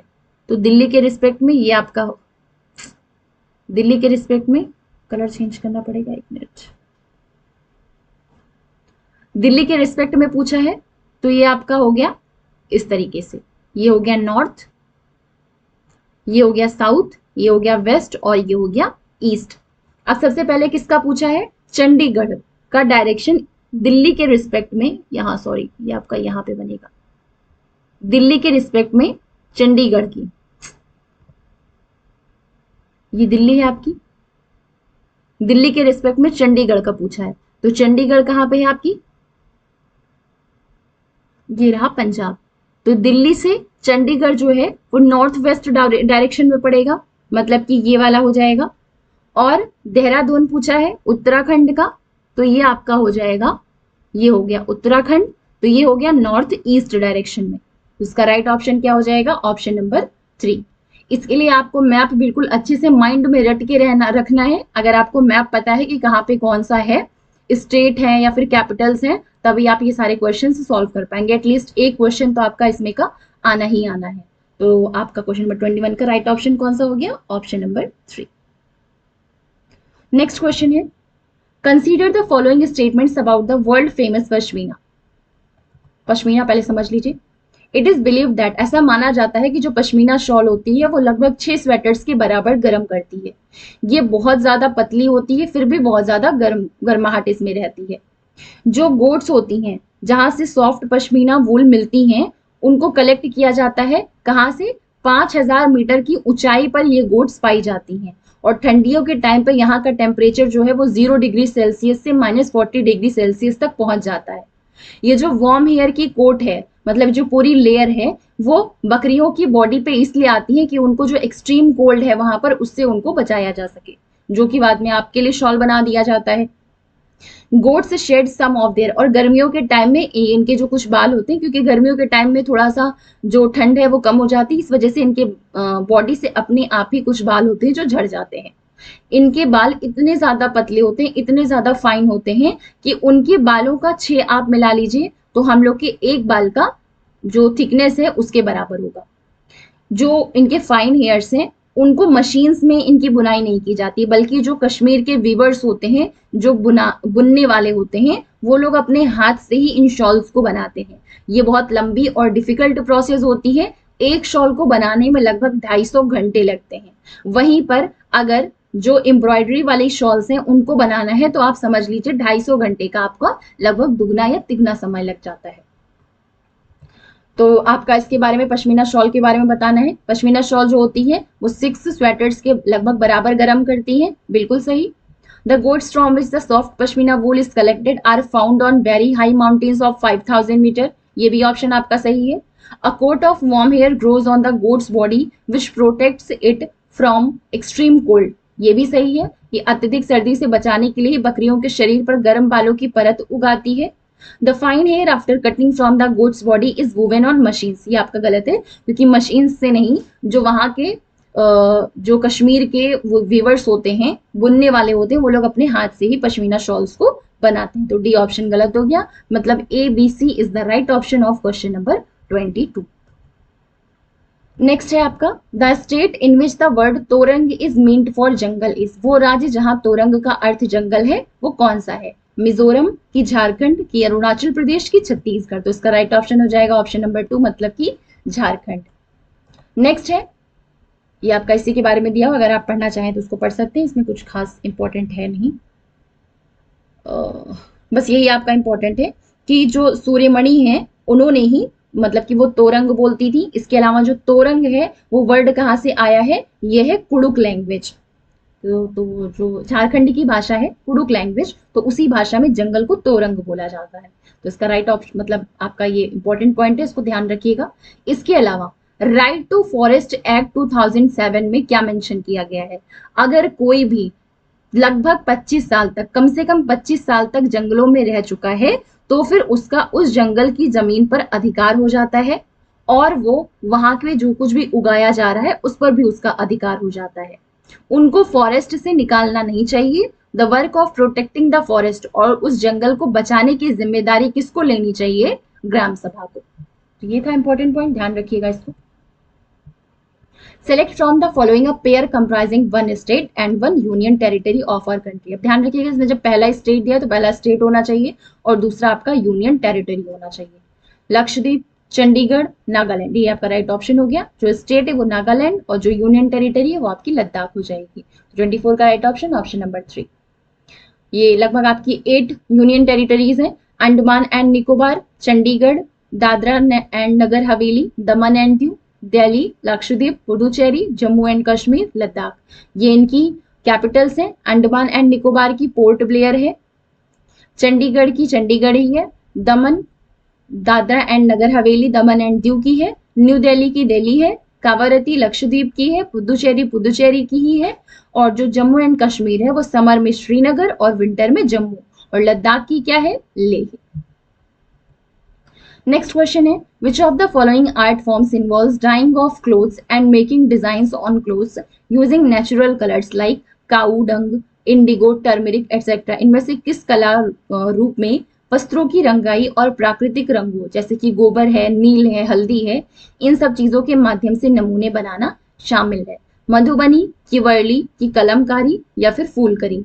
तो ये होता है आपका कलमकारी में, जब गोबर, नील और या फिर हल्दी, इन सब का यूज करके जब आर्ट बनाई जाती है तो फिर उसको कलमकारी कहते हैं। जो कलमकारी होती है वो हैंड वॉल्स पे स्पेशली, मतलब सॉरी, वॉल्स पे लटकाने के लिए, ऐसे मतलब सजाने के लिए यूज की जाती है, या फिर टेम्पल्स वगैरह के लिए इनको बनाया जाता है, डिजाइन किया जाता है। जो कलमकारी है वो हैंड पेंटेड या फिर ब्लॉक प्रिंटेड कॉटन टेक्सटाइल्स हैं, जिनका कि इंडिया में बहुत सारी जगहों पे इसको यूज किया जाता है। ये जो कलमकारी वर्ड है वो लिया कहाँ से गया है? ये पर्शियन वर्ड है। कौन सा? कलम और कारी, इन दोनों चीजों से, दोनों पर्शियन वर्ड से मिलकर के बना है। कलम का मतलब होता है पेन और कारी का मतलब होता है क्राफ्टमैनशिप। तो इसका टोटल मतलब क्या हुआ? ड्राइंग विद अ पेन, इसी को बोलते हैं कलमकारी। अब यहाँ पे ये ध्यान रखिएगा, जो कलमकारी है उनकी दो अलग अलग स्टाइल्स हैं। पहली है आपकी श्री, आपका पेन किधर गया? जो कलमकारी, इसमें दो टाइप की स्टाइल्स आती हैं, एक श्री कलाहस्ती स्टाइल और दूसरी है मसूलीपट्टनम स्टाइल। ये दोनों ही स्टाइल जो हैं वो अलग अलग बिल्कुल ही एक दूसरे से डिफरेंट है। जो मसूलीपट्टनम स्टाइल है कलमकारी की, वो पर्शियन आर्ट से इन्फ्लुएंस्ड है। ट्रीज, फ्लावर्स, लीफ डिजाइन्स, ये सारी चीजें ब्लॉक्स की हेल्प से बनाई जाती हैं। जो श्री कलाहस्ती स्टाइल है वो जो टेम्पल्स है, हिंदू टेम्पल्स है, वहां पे ज्यादा फेमस है, वहां पे फ्लरिश हुई है। जैसे कि रामायण, महाभारत, पुराण और जो माइथोलॉजिकल क्लासिक्स होते हैं उनको डिपिक्ट करने के लिए उनके जो डिटीज वगैरह होते हैं उनसे लेकर के इसको ड्रॉ किया जाता है। इसके अलावा दोनों में ही जो कॉमन चीज है वो ये है कि इन दोनों में ही नेचुरल डाइज का यूज किया जाता है। जिस कॉटन फैब्रिक पे बनाना है कलमकारी को या फिर इन दोनों ही डिजाइन्स को, उसको पहले 1 घंटे के लिए किशमिश, मतलब रेजिन इंग्लिश में बोलते हैं, मायरो बालार भी बोलते हैं, तो किशमिश और गाय के दूध के मिक्सचर में इसको 1 घंटे के लिए रख दिया जाता है। उसके बाद इस पे डिजाइन की जाती है। जो डिजाइन की जाती है वो लगभग 20 वॉशेस किए जाते हैं, उसके बाद पूरी होती है। तो इसमें यूज क्या किया जाता है? Cow dung, seeds, plants and crushed flowers. ये लास्ट में आपकी ये लाइन लिखी हुई है, इसको देख लीजिएगा। ये था आपका कलमकारी के बारे में। 26 है, which of the following is the main food of the people of the state to which Neeraj Chopra belongs. जिस राज्य से नीरज चोपड़ा संबंधित हैं उस राज्य के लोगों का मुख्य भोजन है वो कौन सा है? इडली, चटनी, राइस, सांबर। कहां से बिलोंग करते हैं ये करते हैं हरियाणा से। हरियाणा से, ठीक। तो यहाँ का मुख्य भोजन क्या है? इडली चटनी गलत, रोटी, दाल, राजमा, आलू पराठा, ये इसका राइट ऑप्शन हो जाएगा क्वेश्चन नंबर 26 का। नेक्स्ट है, Himani uses empty water bottles to store water, oil, paints etcetera. जो खाली बॉटल, पानी की बॉटल है, उसका यूज करके हिमानी किस चीज में यूज कर रही है? पानी को, तेल को या पेंट वगैरह को स्टोर करने में। She also plants beautiful plants is use bottles to decorate walls of her classroom. अपने क्लासरूम को सजाने के लिए बहुत सारे सुंदर पौधे भी उसने उन बॉटल्स में यूज करके वहां की वॉल्स को डेकोरेट किया हुआ है। तो ये जो कर रही है वो क्या है? जो खाली बोतलों में पानी, तेल, पेंट, इसका भंडारण करती है। इसके अलावा जो इस्तेमाल की गई बोतलें हैं उसमें सुंदर पौधे रोप कर कक्षा की दीवारों को सजाती है। तो वो क्या करना चाह रही है? रिसाइकलिंग, रिड्यूसिंग, रीयूजिंग या फिर अपसाइकलिंग। तो इसका राइट ऑप्शन हो जाएगा ऑप्शन नंबर 3, मतलब कि रीयूज कर रही है। ट्रिपल आर, 3R, इसमें आपका पहले आता है रिसाइकलिंग, फिर रिड्यूसिंग, फिर रीयूजिंग। सबसे पहला होता है रिड्यूसिंग। रिड्यूसिंग मतलब क्या होता है? मतलब ये समझ लीजिए, बहुत सारी चीजें ऐसी होती हैं जो कि जो माइक्रो ऑर्गेनिजम्स हैं, जो सूक्ष्म जीव होते हैं, वो डिकम्पोज कर देते हैं,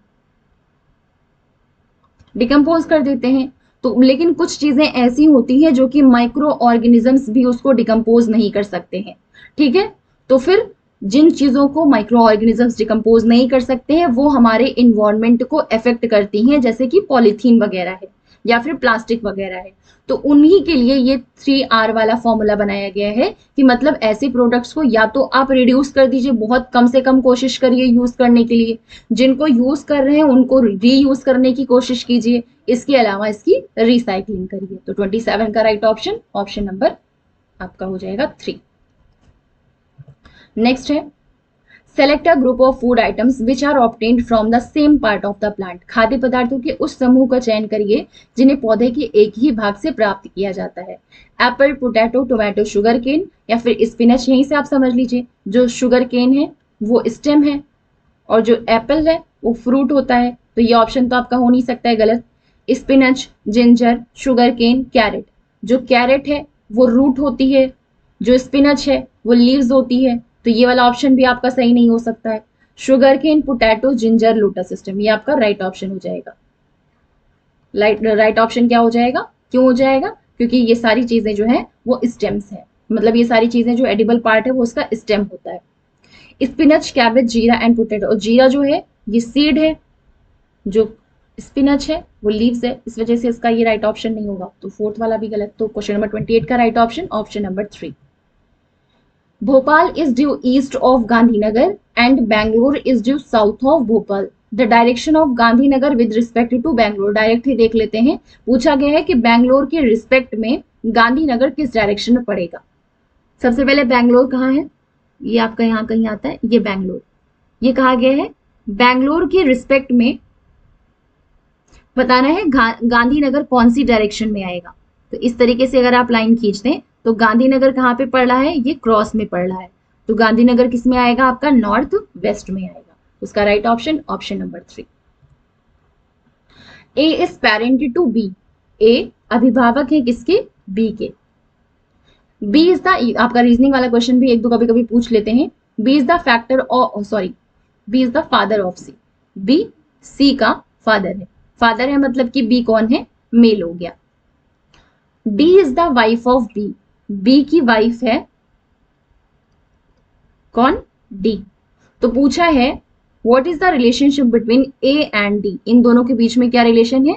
तो ये जब बी इसका बेटा था, इनका बी बेटा था और बेटे की वाइफ है, तो ये इनका क्या रिलेशन हो जाएगा, इनकी डॉटर इन लॉ हो जाएगी। मतलब डी जो है वो पुत्रवधू है ए की। तो 30 का right option option number 1। Next है Nina, a primary teacher, discusses various harvest festivals celebrated in different regions in EVS class with her students. Select the set of harvest festivals she mentioned. प्राथमिक school की जो अध्यापिका है नीना, वो अपने विद्यार्थियों के साथ पर्यावरण अध्ययन की कक्षा में विभिन्न क्षेत्रों में मनाए जाने वाले फसलों की कटाई से संबंधित जो त्योहार है उन पर चर्चा करती है। तो उसके द्वारा उल्लेखित जो फसल की कटाई से संबंधित त्योहार है उनके समूह का चयन करना है। बिहू, बैसाखी, मकर संक्रांति, लोहड़ी, पहला ही इसका राइट ऑप्शन हो जाएगा क्वेश्चन नंबर 31 का। क्यों, क्योंकि जो पोंगल है, समझ लीजिए यहाँ पे,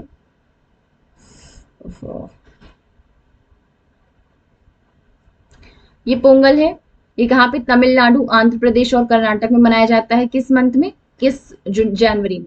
मकर संक्रांति ये भी आंध्र प्रदेश और तेलंगाना में मनाया जाता है जनवरी में।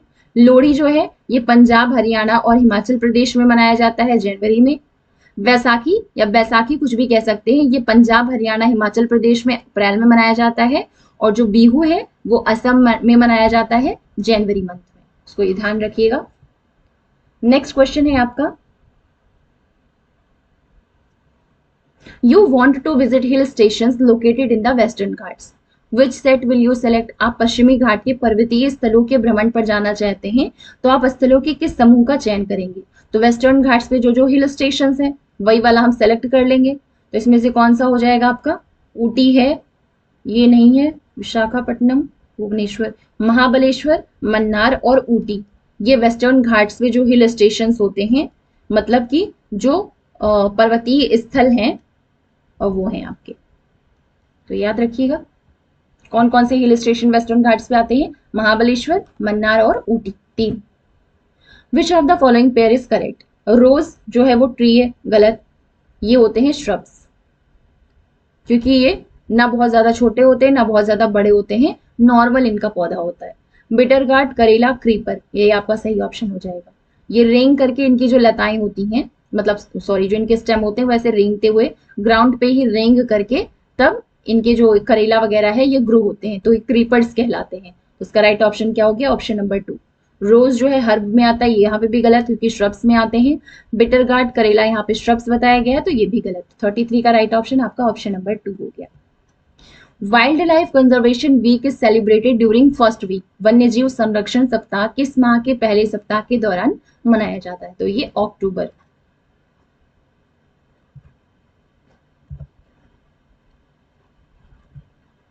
नेक्स्ट है consider the following statements about a tree. किसी वृक्ष के बारे में नीचे दिए गए कथनों पर विचार कीजिए। सबसे पहले क्या बताया गया है कि ये जो पेड़ है वो कितना बड़ा होता है, लगभग जो कॉमन क्लासरूम होते हैं उनकी वॉल्स के बराबर होता है। ऊंचाई जो सामान्य कक्षा के कमरे हैं उनकी दीवारों के बराबर होती है। Roofs of this tree go down nearly 30 times its own height till they reach the water table. जब तक इनकी जो रूट्स हैं, रूट्स नहीं रूट्स मतलब इनकी जो जड़ें हैं वो धरती के भीतर वृक्ष की ऊंचाई की लगभग, मान लो अगर 3 मीटर्स हैं उसकी जो नॉर्मल हाइट है वो है, तो कहा है इसका 3 गुना लगभग 9 मीटर जो है वो जा करके इसकी नीचे रूट्स बनेंगी और कहाँ तक जाएंगी, जब तक वो वाटर टेबल तक नहीं पहुंच जाती, भूजल स्तर तक नहीं पहुंच जाती। अब क्योंकि इनकी जो रूट्स हैं वो भूजल स्तर तक पहुंच जाती हैं, इस वजह से ये अपनी ट्रंक में क्या करते हैं, पानी को स्टोर करके रखते हैं। तो ये सारा आपका हो गया डेजर्ट। एक के बारे ओक के बारे में। इसके अलावा क्या बताया गया कि जो ट्री है वो found near the sand dunes in Abu Dhabi, तो ये आपका गलत हो गया। किस पेड़ के बारे में पूछा था, डेजर्ट ओक के बारे में पूछा था। तो ए बी सी 1 2 3 इसका राइट ऑप्शन था, ए बी सी या 1 2 3, क्वेश्चन नंबर 35 का। नेक्स्ट है, select from the following responsibilities of a group leader who leads in mountaineering. निम्नलिखित में से उन जिम्मेदारियों को चुनिए जिन्हें पर्वतारोहण माउंटेनियरिंग के ग्रुप लीडर निभाते हैं। Let the group follow you and keep to the front, मतलब ग्रुप के आगे चलते हैं जिससे कि आप पीछे पीछे चलें, ये गलत है क्योंकि वो हेल्प कर रहे होते हैं, ना कि वो आगे आगे चलते हैं। पीछे चल के ही हेल्प करते हैं और जो माउंटेनियर्स हैं वो आगे आगे बढ़ते हैं।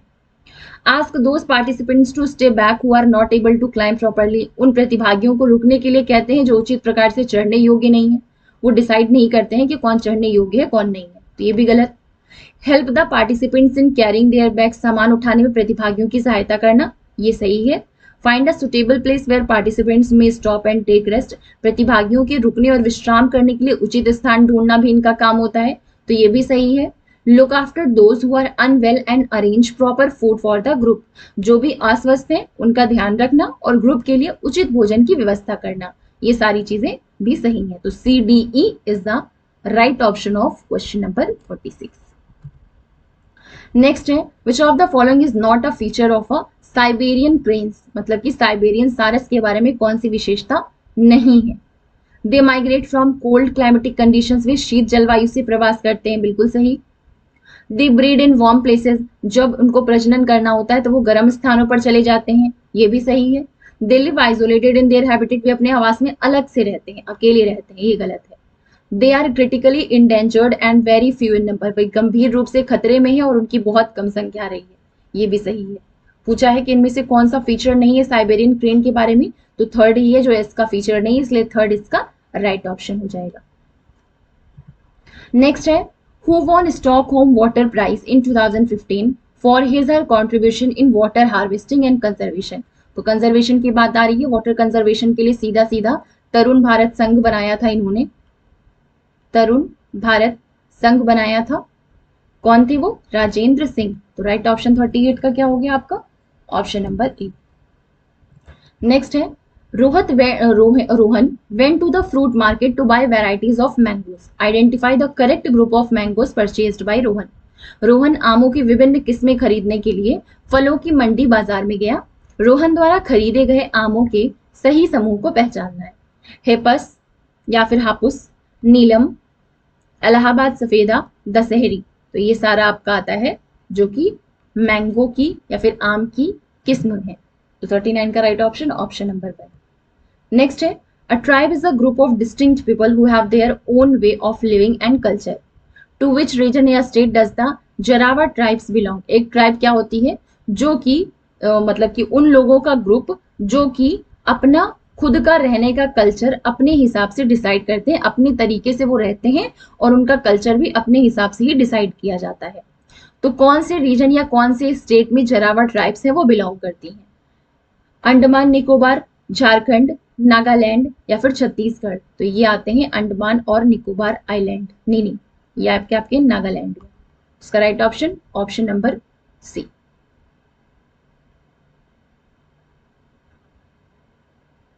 नहीं सॉरी सर, आपका राइट ऑप्शन हो जाएगा ऑप्शन नंबर 1, मतलब कि अंडमान और निकोबार। तो 40 का right option, option number 1। Loktak lake is the only place for which kind of endangered dears. इनमें से कौन से ऐसे हैं जो कि इंडेंजर्ड डियर्स में से, मतलब कि लोकतक लेक के पास रहते हैं ये और वो इंडेंजर्ड डियर्स हैं, तो वो कौन से प्रकार की प्रजाति के डियर्स हैं, चीतल, बारासिंगा, संबर या संगाय। तो वो संगाय हैं। तो 41 का right option, option number 4। Next है, if you draw a straight line on the map of India which connects the capital of India with the capital of West Bengal. मतलब कि कहा है एक स्ट्रेट लाइन बनानी है जो कि दिल्ली से कोलकाता, वेस्ट बंगाल की कैपिटल क्या होगी, कोलकाता ही होगी, जो कि दिल्ली से कोलकाता को जोड़ती है। तो दिल्ली आपका यहाँ पे आता है और कोलकाता आपका आएगा यहाँ पे। ए और बी ये इसको जोड़ती है। ठीक, अब पूछा है कि with respect to New Delhi the direction of the location of Kolkata will be. New Delhi के रिस्पेक्ट में, यहां से बनाएंगे, न्यू दिल्ली के रिस्पेक्ट में कोलकाता की लोकेशन क्या होगी। तो ये हो गया आपका नॉर्थ, ये हो गया साउथ, ये हो गया आपका वेस्ट और ये हो गया ईस्ट, मतलब कि साउथ ईस्ट डायरेक्शन में आएगा, साउथ ईस्ट डायरेक्शन। इसका राइट ऑप्शन क्या हो गया, ऑप्शन नंबर 1 आपका साउथ में है। यहाँ पे कोलकाता आ रहा है आपका, तो ये साउथ और ईस्ट इन दोनों के डायरेक्शन मतलब कि दक्षिण पूर्व में पड़ेगा। तो इसका राइट ऑप्शन हो गया आपका ऑप्शन नंबर 1। नेक्स्ट है millennium development goals with the aim of international development were replaced by which of the following in the United Nations General Assembly in the year 2015। वर्ष 2015 में संयुक्त राष्ट्र महासभा में अंतरराष्ट्रीय विकास उद्देशित सहस्राब्दी विकास लक्ष्यों को निम्नलिखित में से किन लक्ष्यों द्वारा विस्थापित किया गया था। इन्वायरमेंट डेवलपमेंट गोल्स पर्यावरणीय विकास लक्ष्य, या जेंडर इक्वालिटी गोल्स लिंग समानता लक्ष्य, या सस्टेनेबल डेवलपमेंट गोल्स धारणीय विकास लक्ष्य, या सोशल डेवलपमेंट गोल्स सामाजिक विकास लक्ष्य। तो इसका राइट ऑप्शन हो जाएगा ऑप्शन नंबर सी, मतलब कि धारणीय विकास लक्ष्य।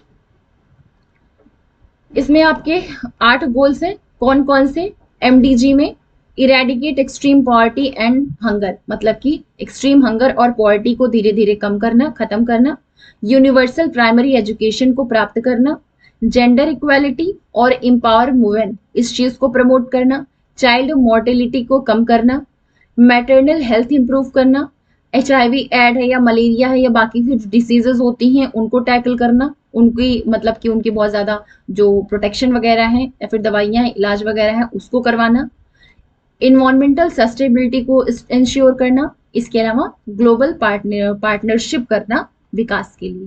तो ये 8 गोल थे एमडीजी के। नेक्स्ट है the term oil is used for which of the following. इनमें से किसके लिए तेल का वर्ड यूज होता है। पेट्रोल और क्रूड ऑयल ये दोनों तो होता है। डीजल पेट्रोल इसके लिए भी होता है, क्रूड ऑयल और डीजल इसके लिए भी होता है। अब यहाँ पे कंबाइन दे दिया गया, तो पेट्रोल, डीजल और क्रूड ऑयल इनके लिए जो ऑयल वर्ड है वो यूज किया जाता है। नेक्स्ट है which of the following statements is are true regarding watershed management. इनमें से कौन सा कथन है जो कि जल विभाजक प्रबंधन के संदर्भ में सही है। Conservation of ground water and surface water, भूमिगत तथा सतही जल का संरक्षण, सही है ये वाटरशेड मैनेजमेंट के बारे में। Can be handled at an individual level, व्यक्तिगत स्तर पर संभाला जा सकता है, बिल्कुल नहीं, व्यक्तिगत रूप से इसको नहीं किया जा सकता है, इसके लिए पूरी पॉलिसी बनानी पड़ती है, फंड की जरूरत पड़ती है। Allocation of funds is needed to plan, योजना बनाने के लिए निधि या कोष के आवंटन का निर्धारण होता है, ये भी सही है। Framing of watershed policy for conserving water, जल के संरक्षण के लिए जल विभाजक पॉलिसी का गठन करना पड़ता है इसके लिए, तो डी वाला भी सही है, मतलब ACD is the right option of question number 45।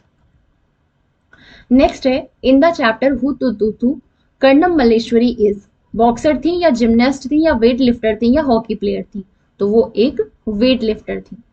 इनके बारे में देख लीजिए, कर्णम मल्लेश्वरी जो है वो एक वेट लिफ्टर थी, ये आंध्र प्रदेश में रहती थी। इनके पापा जो थे वो पुलिस कांस्टेबल थे। कर्णम मल्लेश्वरी ने वेट उठाना 12 साल की उम्र से ही स्टार्ट कर दिया था। अब ये लगभग 130 किलोग्राम का वेट उठा सकती है।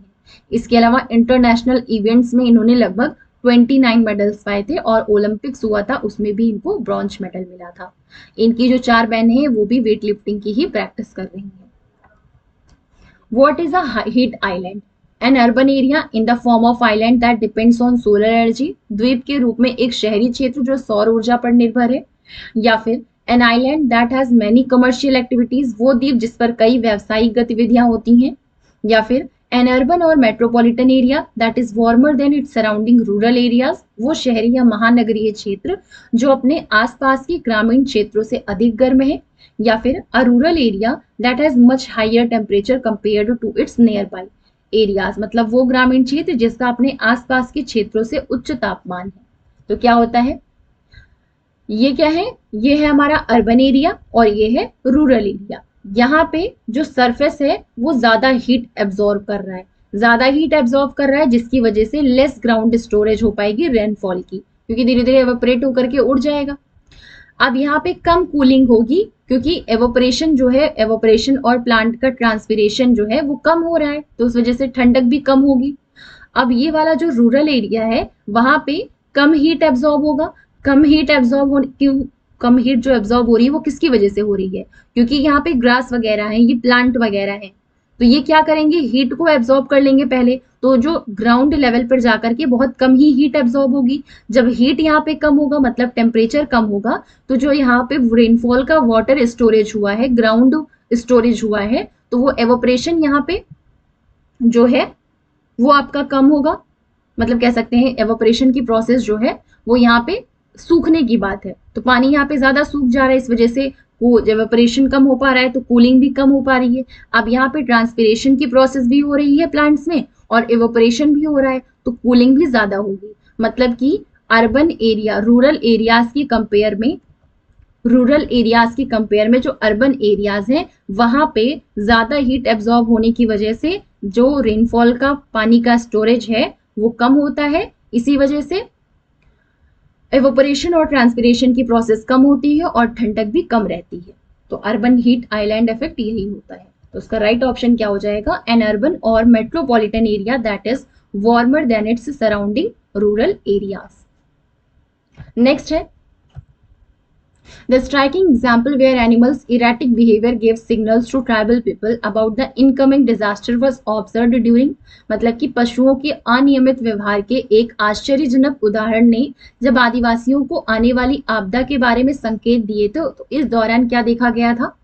तो ये अभी जो पीछे आपको पढ़ाया था उसी में बताया था, अंडमान आइलैंड पे ही ऐसा हुआ था कि वहां के सिग्नल्स बहुत अजीब, मतलब कि जो एनिमल्स थे वो अजीब तरीके का बिहेवियर कर रहे थे, तो वहां की जो जनजाति थी उसने ऐसा सोच लिया था कि, मतलब समझ लिया था कि ऐसा कुछ होने वाला है, तो वो सिर्फ शिफ्ट हो गए थे सेफर पार्ट, आइलैंड के जो सेफर पार्ट्स थे वहां पे, तो जिसकी वजह से वो बच गए थे। तो ये कहाँ पे हुआ था, इंडियन ओशियन सुनामी 2004 में आया था, दिसंबर 2024 में। तो 48 का right option, option number 1। Just as directions left right are relative, there is no up or down on the earth and it is just relative। जैसे कि लेफ्ट और राइट ये दोनों बस एक दूसरे से संबंधित होते हैं, ना कि एक दूसरे से अलग होते हैं। वैसे ही ऊपर नीचे अर्थ के बारे में कहें तो ये एक दूसरे से अलग नहीं होते हैं बल्कि संबंधित होते हैं। अब अर्थ जो है वो राउंड है, तो the people of India actually stand up side down is relation to the people of, मतलब कि जिस प्रकार बायां दायां सापेक्ष है उसी प्रकार पृथ्वी पर ऊपर नीचे कुछ नहीं होता है, केवल ये सापेक्ष होता है। तो पृथ्वी गोल है, तो वास्तव में हम भारत के जो लोग हैं वो नीचे दिए गए किस देश के लोगों के सापेक्ष एक दूसरे के उल्टे हो सकते हैं। अब जैसे पृथ्वी क्या है, गोल है, मेरा गोला थोड़ा अलग बना है समझ लीजिएगा, ये गोल है, तो ये क्या है, जो ऊपर वाला पार्ट है वो आपका है नॉर्दर्न हेमिस्फेयर और ये है आपका सदर्न हेमिस्फेयर। अब जो अल्जीरिया, अलास्का और लिबिया ये तीनों ही ऐसे हैं जो कि नॉर्दर्न हेमिस्फेयर में रहते हैं, लेकिन अर्जेंटीना वाले लोग सदर्न हेमिस्फेयर पे रहते हैं। इस वजह से हम लोग के सापेक्ष जो लोग आएंगे वो किसके लोग आएंगे, अर्जेंटीना के लोग आएंगे। तो 49 का right option, option number B. 50 है, an express train goes from New Delhi to Lucknow via Muradabad. The distance between New Delhi and Lucknow through this route is nearly 504 kilometre. Distance कितनी है इन दोनों के बीच में, nearly 504 kilometres. If the train covers this distance in 7 hours, लगभग time कितना लगा, 7 घंटे के टाइम में इस ट्रेन ने इस डिस्टेंस को कवर कर लिया। तो जो एवरेज स्पीड होगी ट्रेन की वो मीटर पर सेकेंड में बतानी है कि कितनी होगी। एक्सप्रेस ट्रेन है वो नई दिल्ली से मुरादाबाद होकर लखनऊ जाती है। इस मार्ग से होकर नई दिल्ली से लखनऊ की दूरी लगभग 504 किलोमीटर की है। तो अगर इस ट्रेन की दूरी को 7 घंटे में तय कर लेती है तो ट्रेन की मीटर प्रति सेकंड में औसत चाल क्या होगी ये बताना है। तो स्पीड का फॉर्मूला क्या होता है, डिस्टेंस अपॉन टाइम। डिस्टेंस कितना दिया है, 504 किलोमीटर दिया है और ये हो गया 7, तो किलोमीटर पर आवर में दिया हुआ है। ठीक, ये आप कैंसिल करिए, 7 7 ज़ा 49 और 7 2 ज़ा 14, मतलब कि 72 किलोमीटर पर आवर में आया। लेकिन हमें आंसर किस में निकालना है? निकालना है मीटर पर सेकंड में। तो जब भी किलोमीटर पर आवर को चेंज करना हो मीटर पर सेकंड में, तो इसके लिए 5/18 से मल्टीप्लाई करते हैं। और जब मीटर पर सेकंड को किलोमीटर पर आवर में चेंज करना हो तो इसको 18/5 से मल्टीप्लाई करते हैं। अब हमको क्या करना है? किलोमीटर पर आवर को मीटर पर सेकंड में चेंज करना है। तो हमारे पास था 72 किलोमीटर पर आवर, तो उसको 5/18 से मल्टीप्लाई करेंगे तो ये चेंज हो जाएगा मीटर पर सेकंड में। अब इसको आप मल्टीप्लाई करके देख लीजिएगा, समझ लेते हैं। 9 2 ज़ा 18 और 9 8 ज़ा 72, 2 4 ज़ा 8, मतलब कि 5 4 ज़ा 20, तो 20 metre per second, metre per second इसका आंसर आ जाएगा। तो 20 मीटर पर सेकेंड, मतलब option 2 is the right option for question number 50। Next है birds move their head very often, this is because, मतलब जो पक्षी हैं वो अपना सिर कई बार हिलाते हैं। तो ऐसा इसलिए है क्योंकि muscles twitching is common in neck, गर्दन में मांसपेशियों का फड़कना आम होता है। गलत। Eyes are fixed and can not move, आंखें स्थिर होती हैं पक्षियों की और वो हिल नहीं सकती हैं, इसी वजह से वो बार बार अपने सिर को हिलाती हैं। तो इसका right option option number 4। Below are given steps of the process of growing onion crop, these steps are not in proper sequence, तो इसको हमें क्या करना है? करेक्ट सीक्वेंस में लगाना है। प्याज की खेती की प्रक्रिया के चरण दिए गए हैं, इनको उचित क्रम में लगाना है।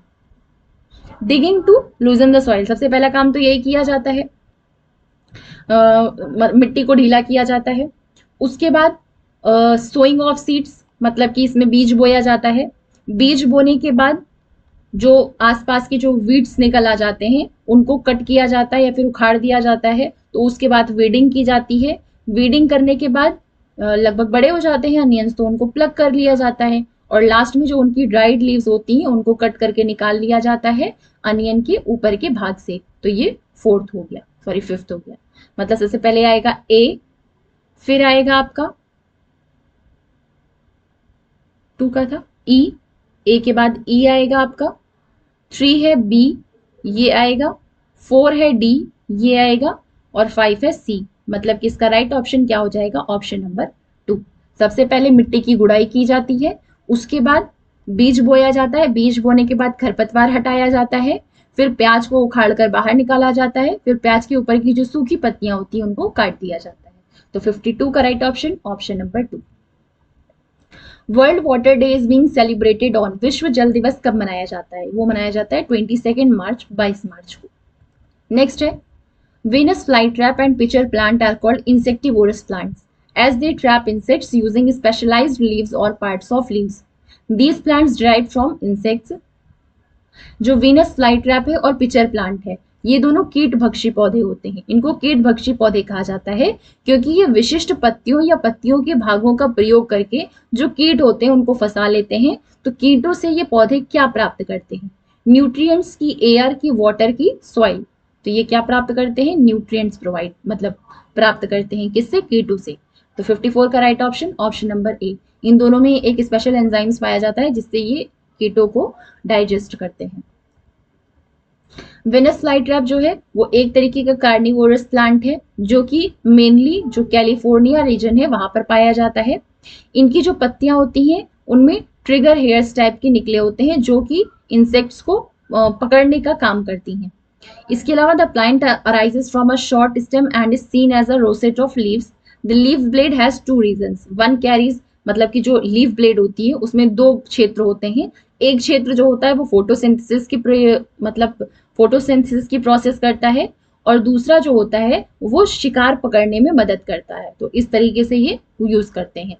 इसके अलावा the prey is broken down using digestive enzymes. अब जो भी शिकार इन्होंने किया है उसको तो पचाना भी है, तो पचाने के लिए ये क्या करते हैं? इनमें डाइजेस्टिव एंजाइम्स पाए जाते हैं जो कि उन कीड़ों को पचाने में मदद करते हैं। जो पिचर प्लांट होता है वो भी इंसेक्टिवोरस प्लांट है, सॉरी इंसेक्टिवोरस प्लांट या कार्निवोरस प्लांट है जो कि न्यूट्रिएंट डिफिशिएंट सॉइल में ग्रो होता है। ऐसी सॉइल में, ऐसी मिट्टी में जिसमें कि न्यूट्रिएंट्स की कमी होती है, तो उन्हीं न्यूट्रिएंट्स की पूर्ति करने के लिए ये इंसेक्ट्स को खाते हैं। It can carry photosynthesis and it compensates for the nutrient deficiency by capturing insects. Photosynthesis की प्रोसेस तो ये करते हैं, लेकिन जो न्यूट्रिएंट्स की डिफिशियंसी है, न्यूट्रिएंट्स की कमी है, उसको कैसे पूरी करते हैं? इंसेक्ट्स को पकड़ करके। इनकी स्पेशल लीव्स होती हैं, मॉडिफिकेशंस होता है इनके लीव्स में, जो कि जार के तरीके का शेप बनाते हैं, और ये जो जार होते हैं उसमें डाइजेस्टिव जूसेस भरे होते हैं, तो ये प्रे को मतलब शिकार को डाइजेस्ट करने में इनकी हेल्प करते हैं। तो ये वेनस फ्लाईट्रैप और पिचर प्लांट हो गया आपका। Rita pointed to a bird and said, look, this bird's eyes are in front of its head just like mine. Which bird do you think she was pointing to? Rita ने एक पक्षी की ओर इशारा किया और कहा, देखो, इस पक्षी की आंखें इसके सिर के सामने है, बिल्कुल मेरे समान। तो आपके अनुसार वो किस पक्षी को इशारा कर रही थी? तो ये उल्लू होता है, आउल होता है, जिसकी आंखें हम लोग की जैसी होती हैं, ह्यूमन बींग्स के जैसे। तो 55 का right option option number B. हम लोग के जैसे का मतलब क्या हुआ? जो इनके हेड के फ्रंट में होती हैं इनकी eyes. Consider the following statements about elephants. Elephants के बारे में, हाथियों के बारे में नीचे गए कथनों पर विचार करना है, सही विकल्प चुनना है। Weight of a 3 month old baby elephant is about 2 quintals. मतलब 3 माह का जो हाथी होता है, हाथी के बच्चे होते हैं, उनका भार लगभग 2 क्विंटल का होता है। मतलब कि कह सकते हैं 200 किलोग्राम का। ठीक। Elephants do not rest very much, the sleep only for 2 to 4 hours. मतलब कि हाथी अत्यधिक आराम नहीं करते, केवल 2 से 4 घंटे सोते हैं। बिल्कुल सही, फर्स्ट भी सही है, ए भी सही है, बी भी सही है। An adult elephant can eat more than 2 quintals of leaves and twigs in 24 hours. ये गलत है, 2 क्विंटल्स नहीं, 1 क्विंटल। 1 क्विंटल लीव्स लगभग 24 घंटे में खा जाते हैं। 1 क्विंटल मतलब लगभग कह सकते हैं 100 किलोग्राम लीव्स लगभग एक दिन में खा जाते हैं जो एडल्ट एलिफेंट्स होते हैं। तो ये वाला ऑप्शन भी सही हो गया कि जो वयस्क हाथी होते हैं वो 24 घंटे में लगभग 2 क्विंटल से अधिक पत्तियां और झाड़ियां खा सकता है। An elephant herd comprises members of 2-3 families and the oldest male is the leader of the herd। मतलब कि किसी हाथियों के झुंड में 2 से 3 परिवारों के सदस्य ही होते हैं और उनमें सबसे बुजुर्ग नर हाथी झुंड का नेता होता है। तो ये भी गलत है इसके बारे में। तो इसके बारे में सही क्या है? लगभग 10-12 फीमेल एलिफेंट्स का एक ग्रुप होता है जिसमें कि सारे बच्चे होते हैं, और कम उम्र में ही जो मेल एलिफेंट्स होते हैं वो ग्रुप से बाहर निकल जाते हैं। और जो इनकी नेता होती है, जो लीडर होती है, वो कौन होती है? जो ओल्डेस्ट फीमेल होती है उस पूरे ग्रुप में, वही उस पूरे ग्रुप को लीड करती है।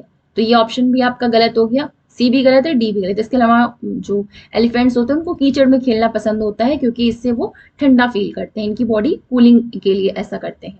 तो ए और बी इसका करेक्ट स्टेटमेंट है। तो इसका राइट ऑप्शन 56 का 1।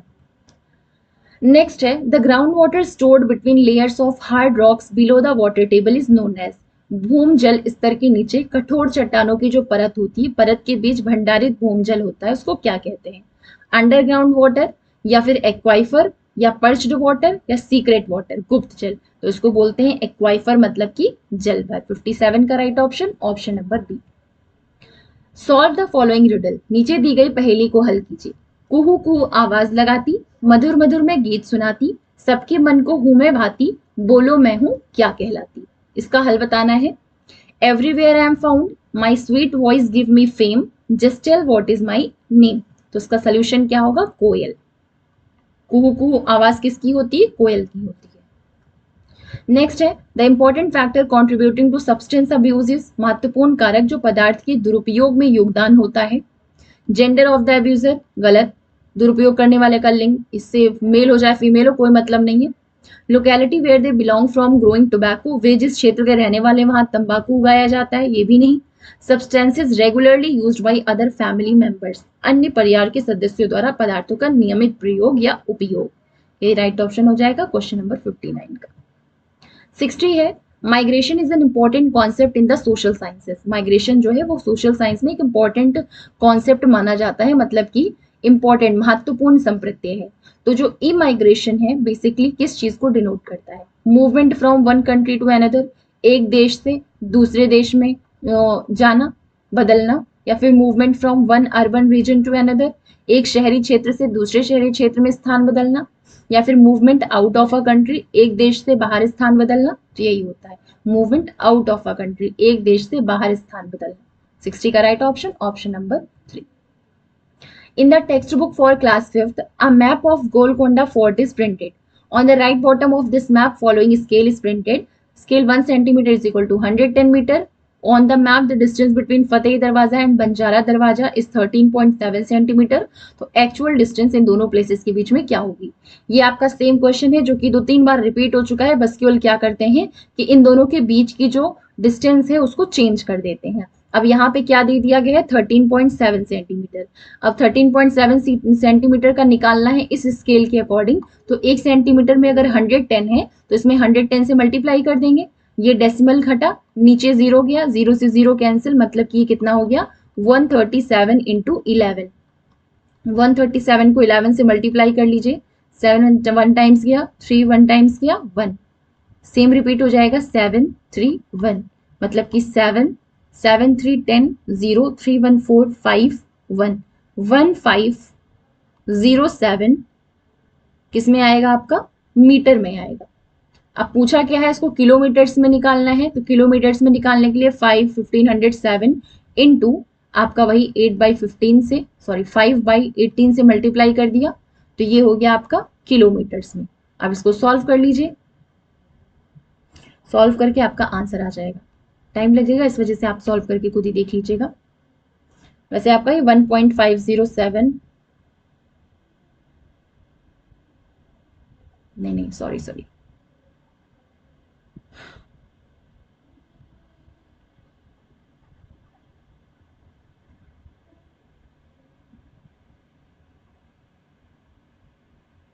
ये नहीं होगा. आपका क्या था? 1507 किलोमीटर है ना, हमको सिंपली मीटर में चेंज करना है. तो मीटर में चेंज कर लेंगे 1507 इंटू 1/1000 कर देंगे. 1/1000 किलोमीटर्स कर देंगे.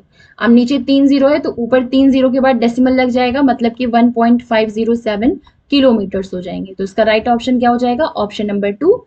इसके अलावा जब किलोमीटर पर आवर से मीटर पर सेकेंड में चेंज करना होता है तब 5/18 से मल्टीप्लाई करते हैं. अगर डायरेक्ट आपका किलोमीटर से मीटर में चेंज करना है तो इसके लिए बस केवल 1/1000 से मल्टीप्लाई कर ले तो ये आपका किलोमीटर में चेंज हो जाएगा. मीटर से किलोमीटर में चेंज हो जाएगा. नेक्स्ट है, in an ecological pyramid the third trophic level is, जो पारिस्थितिक वातावरण के पिरामिड में तीसरा पोषण स्तर क्या होता है? सबसे पहले आते हैं प्रोड्यूसर्स. प्रोड्यूसर्स मतलब जो प्रोड्यूसर्स होते हैं उनको ऑटोट्रॉप्स भी कहा जाता है. ये प्लांट्स, एल्गी और फाइटोप्लैंक्टन्स जो होते हैं इन सबको प्रोड्यूसर या फिर ऑटोट्रॉप्स कहा जाता है, क्योंकि ये अपना खाना खुद से बनाते हैं. वो खुद से फोटोसिंथेसिस की प्रोसेस करते हैं और उसके बाद अपना खाना खुद से बनाते हैं. तो सबसे पहले लेवल पे कौन आएंगे? प्रोड्यूसर्स आएंगे. अब वो आएंगे जो कि प्रोड्यूसर्स को खाते हैं, जिनको बोला जाता है प्राइमरी कंज्यूमर्स. दूसरे लेवल पे आपके आते हैं जो कि प्राइमरी कंज्यूमर्स को खाते हैं, सेकेंडरी कंज्यूमर्स. फिर इसके ऊपर आते हैं apex consumers are at the top of the food chain. Food chain के सबसे ऊपर लेवल पे कौन से आते हैं? एपेक्स कंज्यूमर्स आते हैं. डिकम्पोजर्स वो होते हैं जैसे कि फंगाई है, बैक्टीरिया है, मतलब ये क्या करते हैं? जो डेड और डिकेइंग ऑर्गेनिजम्स होते हैं उसको इनऑर्गेनिक मटेरियल में कन्वर्ट करते हैं. इसमें न्यूट्रिएंट रिच सॉइल बनता है जो कि मतलब नए फूड चेन को स्टार्ट करता है. तो मतलब ये भी कह सकते हैं पहले प्रोड्यूसर आते हैं, प्रोड्यूसर के बाद आपके आते हैं हर्बीवोरस जो कि प्रोड्यूसर्स को खाते हैं. हर्बीवोरस के बाद आते हैं कार्निवोरस जो कि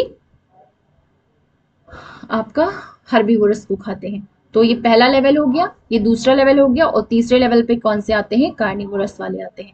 मतलब कि आपका थर्ड ट्रॉफिक लेवल पे आएगा मांसाहारी या कार्निवोरस. नेक्स्ट क्वेश्चन है आपका, Gaurav Jani on his way from Delhi to Mumbai travelled through small and big cities of which of the following states. Delhi से मुंबई यात्रा करते हुए गौरव जानी निम्नलिखित राज्यों में से किन छोटे बड़े राज्यों से गुजरे? महाराष्ट्र, राजस्थान, हरियाणा. गलत. गुजरात, महाराष्ट्र, राजस्थान. यही राइट ऑप्शन हो जाएगा, गुजरात, महाराष्ट्र, राजस्थान. नेक्स्ट है, विच one of the following is not true about dietary fibre. आहारी रेशो के विषय में निम्नलिखित में से कौन सा सत्य नहीं है? डाइटरी फाइबर क्या होते हैं? इनको रफेज भी कहा जाता है या बल्क भी कहा जाता है.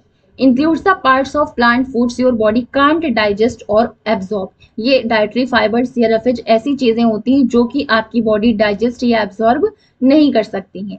बाकी के जो फूड कंपोनेंट्स होते हैं जैसे कि फैट्स है, प्रोटीन्स है या कार्बोहाइड्रेट्स हैं जो कि आपकी बॉडी पहले उसको ब्रेक डाउन करती है फिर उसको एब्जॉर्ब करती है, लेकिन फाइबर को डाइजेस्ट बॉडी नहीं कर सकती है। इसके अलावा क्या होता है, passes relatively intact through your stomach, small intestine and colon and out of your body. किस तरीके से जाता है, सबसे पहले ये स्टमक में जाता है, फिर स्मॉल इंटेस्टाइन में जाता है, फिर कोलन में जाता है, वहां से हमारी बॉडी से बाहर निकल जाता है। फाइबर जो होते हैं वो कॉमनली क्लासिफाइड होते हैं, मतलब कि जो इनका क्लासिफिकेशन है फाइबर्स का वो दो तरीके से किया जाता है। सॉल्युबल जो कि वाटर में डिसॉल्व हो जाते हैं, जो पानी में घुल जाते हैं, इनसॉल्युबल जो कि पानी में नहीं घुलते हैं। तो सॉल्युबल फाइबर और इनसॉल्युबल फाइबर ये दो तरीके के डाइटरी फाइबर्स होते हैं। मेन चीज याद रखिए, डाइटरी फाइबर्स को रफेज भी बोला जाता है। दूसरी चीज, ये ऐसी चीजें होती हैं जो कि हमारी बॉडी डाइजेस्ट नहीं कर सकती, एब्जॉर्ब नहीं कर सकती है, फिर भी हमारे बॉडी को इसको जरूरत होती है डाइजेशन को, या फिर जो भी गंदगी है, जो भी वेस्ट प्रोडक्ट्स है, उनको प्रॉपरली बॉडी से बाहर निकालने के लिए। तो इस वजह से रफेज जो है ये भी एक इंपॉर्टेंट पार्ट है हमारी डाइट के लिए। बाकी फैट्स, प्रोटीन्स या कार्बोहाइड्रेट्स हैं, इसको हमारी बॉडी पहले छोटे छोटे पार्ट्स में ब्रेक करती है, उसके बाद इसको एब्जॉर्ब कर लेती है। जो फाइबर्स होते हैं वो दो तरीके के होते हैं, मतलब एक सॉल्युबल फाइबर, एक इनसॉल्युबल फाइबर। जो सॉल्युबल फाइबर होते हैं वो वाटर में आराम से घुल जाते हैं और इनसॉल्युबल फाइबर पानी में घुलते नहीं है। तो ये हो गया हमारा डाइटरी फाइबर के बारे में। तो provide nutrient to our body, बिल्कुल नहीं, क्योंकि ये डायरेक्ट बॉडी से जाकर के बाहर पास हो जाते हैं। ऑल्सो नोन एज रफेज, इनको रफेज भी कहा जाता है। Help our body get rid of undigested food, हमारे शरीर को अपाचित भोजन से छुटकारा पाने में मदद करते हैं, बिल्कुल सही। Mainly provided by the plants, मुख्यतः या पौधों द्वारा प्रदान किए जाते हैं, ये भी सही है। तो वो इनमें से कौन सा है जो कि डाइटरी फाइबर के बारे में सही नहीं है, आहारी रेशो के बारे में सही नहीं है। तो provide nutrient to our body, हमारे शरीर को पोषण देना, यही गलत हो जाएगा डाइटरी फाइबर के बारे में। In the chapter the story of Amrita, the village Khejri got its name from, मतलब पाठ अमृता की कहानी जो है उसमें जो ग्राम खेजड़ी को उसका नाम मिला वो कहाँ से मिला, खेजड़ी होता है वैसे, एंसेस्ट्रल पूर्वजों से, या फिर वहां के जो बच्चे निवास कर रहे हैं उनसे, या फिर वहां पे जो पेड़ उगता है उगने वाले वृक्षों से, या फिर पंचायत मेंबर से। तो इसका राइट ऑप्शन हो जाएगा ऑप्शन नंबर 3, खेजड़ी वृक्षों की वजह से ही वहां का नाम, मतलब कि विलेज का नाम खेजड़ी पड़ा। Muktapur is a village of Pochampally district. Of the families, member of the families of this district are weavers and the cloth they weave is called Pochampally. Pochampally is a part of Muktapur, Pochampally जिले का एक गांव है। इस जिले के जो ज्यादातर परिवार हैं वो बुनते हैं और उनके द्वारा जो बुने गए कपड़े हैं उनको पोचमपल्ली कहते हैं। तो ये जिला किस राज्य का भाग है, कर्नाटक, आंध्र प्रदेश, तेलंगाना या फिर तमिलनाडु। तो इसका राइट ऑप्शन क्या हो जाएगा, ऑप्शन नंबर 3, मतलब कि तेलंगाना। नेक्स्ट क्वेश्चन है, in which one of the following cities the trees of only one kind date palms are seen, नीचे दिए गए किस एक शहर में केवल एक प्रकार खजूर के ही वृक्ष दिखाई देते हैं, कंदाहार, कराची, बर्लिन या फिर अबू धाबी। तो ये अबू धाबी है जहां पे डेट पाम्स के ट्रीज ज्यादातर मैक्सिमम दिखाई पड़ते हैं। नेक्स्ट है, Changpas are tribal living on the mountains. They use big cone-shaped tents which protect the Changpas from extreme cold. The designs of these tents is, इनको बोलते क्या है, पहली चीज तो याद रखिए इसको रेबो बोलते हैं, जो कोन शेप का ये टेंट बना करके रहते हैं उन घर को, मतलब इनके हिसाब से घर हुआ, जो टेंट वगैरह उसको रेबो बोलते हैं। अब पूछा गया है design of these tents is, लगभग कितनी साल पुरानी है ये डिजाइन, मोर देन 1000 years ago, या 800 साल पुराना, या फिर 100 साल पुराना, या भी रिसेंट है, अत्यंत आधुनिक है। तो इसका राइट ऑप्शन हो जाएगा ऑप्शन नंबर 1, मतलब कि 1000 वर्ष से भी पुराना है, more than 1000 years old। Next है, Cheraw is the folk dance of, Cheraw कहाँ का लोक नृत्य है, उड़ीसा का, असम का, छत्तीसगढ़ का या मिजोरम का। तो इसका राइट ऑप्शन हो जाएगा ऑप्शन नंबर 4, मतलब कि चिराव जो है वो फोक डांस कहाँ का है, मिजोरम का है। नेक्स्ट क्वेश्चन है हमारा, there is an area in our country which is high, dry and flat, is known as cold desert। हमारे देश में एक ऐसी जगह है जहां पर मतलब कि जो ऊंचाई पर है, सूखी है और फ्लैट है, मतलब कि वहां जो प्लेन्स है वो फ्लैट है और उसको कोल्ड डेजर्ट बोला जाता है। यहाँ पर जो रेनफॉल है, बारिश वो बहुत ही ज्यादा कम होती है। Here there are high snow capped mountains and a cold flat ground। तो दिस एरिया में बी अ पार्ट ऑफ हमारे देश में एक ऐसा क्षेत्र है जो ऊंचा, सूखा और समतल है और ठंडे रेगिस्तान के नाम से जाना जाता है। यहाँ वर्षा बहुत ही कम होती है। यहाँ बर्फ से ढके पर्वत और सूखे ठंडे सपाट मैदान है। तो ये क्षेत्र कहाँ का भाग हो सकता है? जम्मू कश्मीर का, लेह और लद्दाख का, हिमाचल प्रदेश का या फिर मेघालय का। तो इसका राइट ऑप्शन क्या हो जाएगा? ऑप्शन नंबर 2 मतलब कि लेह और लद्दाख का है। नेक्स्ट क्वेश्चन है, Gregor Mandal was a scientist who did experiments for 7 years on 28,000 pea plants in the garden of a monastery. He found that the pea plants have some traits which come in pairs. So select from the following the one which of following select from the following one which was not found by Mendel. Gregor Mendel एक वैज्ञानिक थे जिन्होंने 28,000 मटर के पौधों के साथ 7 वर्ष तक मटर के पौधों के बगीचे में प्रयोग किया। उन्होंने ये पाया कि जो मटर के पौधों में कुछ ऐसे लक्षण हैं जो जोड़ियों में आते हैं। तो इनमें से कौन सा है? छाटिए, जो कि मेंडल ने अपने प्रयोगों में नहीं पाया था। Seeds which are either green or yellow, बीजों का हरा या पीला होना, बिल्कुल सही, ये था उनके उसमें। Seeds which are either rough or smooth, बीजों का खुरदरा या चिकना होना, ये भी था। Plants are either tall or short, पौधों का लंबा या नाटा होना। Next generation plants have seeds with a mixed new colour made from both green and yellow. अगली पीढ़ी के जो पौधों के बीज थे उनका नया रंग जो पीले और हरे गुणों से मिलकर बना था। ये गलत हो जाएगा। अब क्योंकि ये गलत है तो पूछा इसमें से कौन सा है जो कि मंडल के द्वारा नहीं पाया गया था। तो option number 4 is the right option for question number 71। Next question है, name a bird which has the following characteristics, a crown on the head and coins on the tail, so many shades of the blue from top to tail. नीचे दिए गए लक्षणों वाले पक्षी का क्या नाम है? एक पक्षी जो कि दुम पर पैसा, सिर से दुम तक दिखे नीला साया।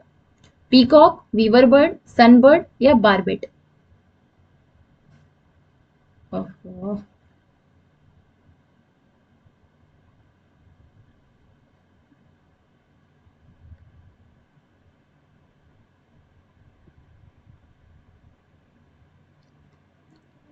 तो इसका राइट ऑप्शन क्या हो जाएगा? ऑप्शन नंबर 1 मतलब कि पीकॉक।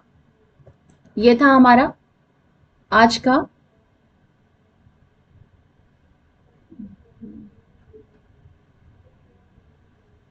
ये थी हमारी ईवीएस की आज कंटेंट की मैराथन क्लास।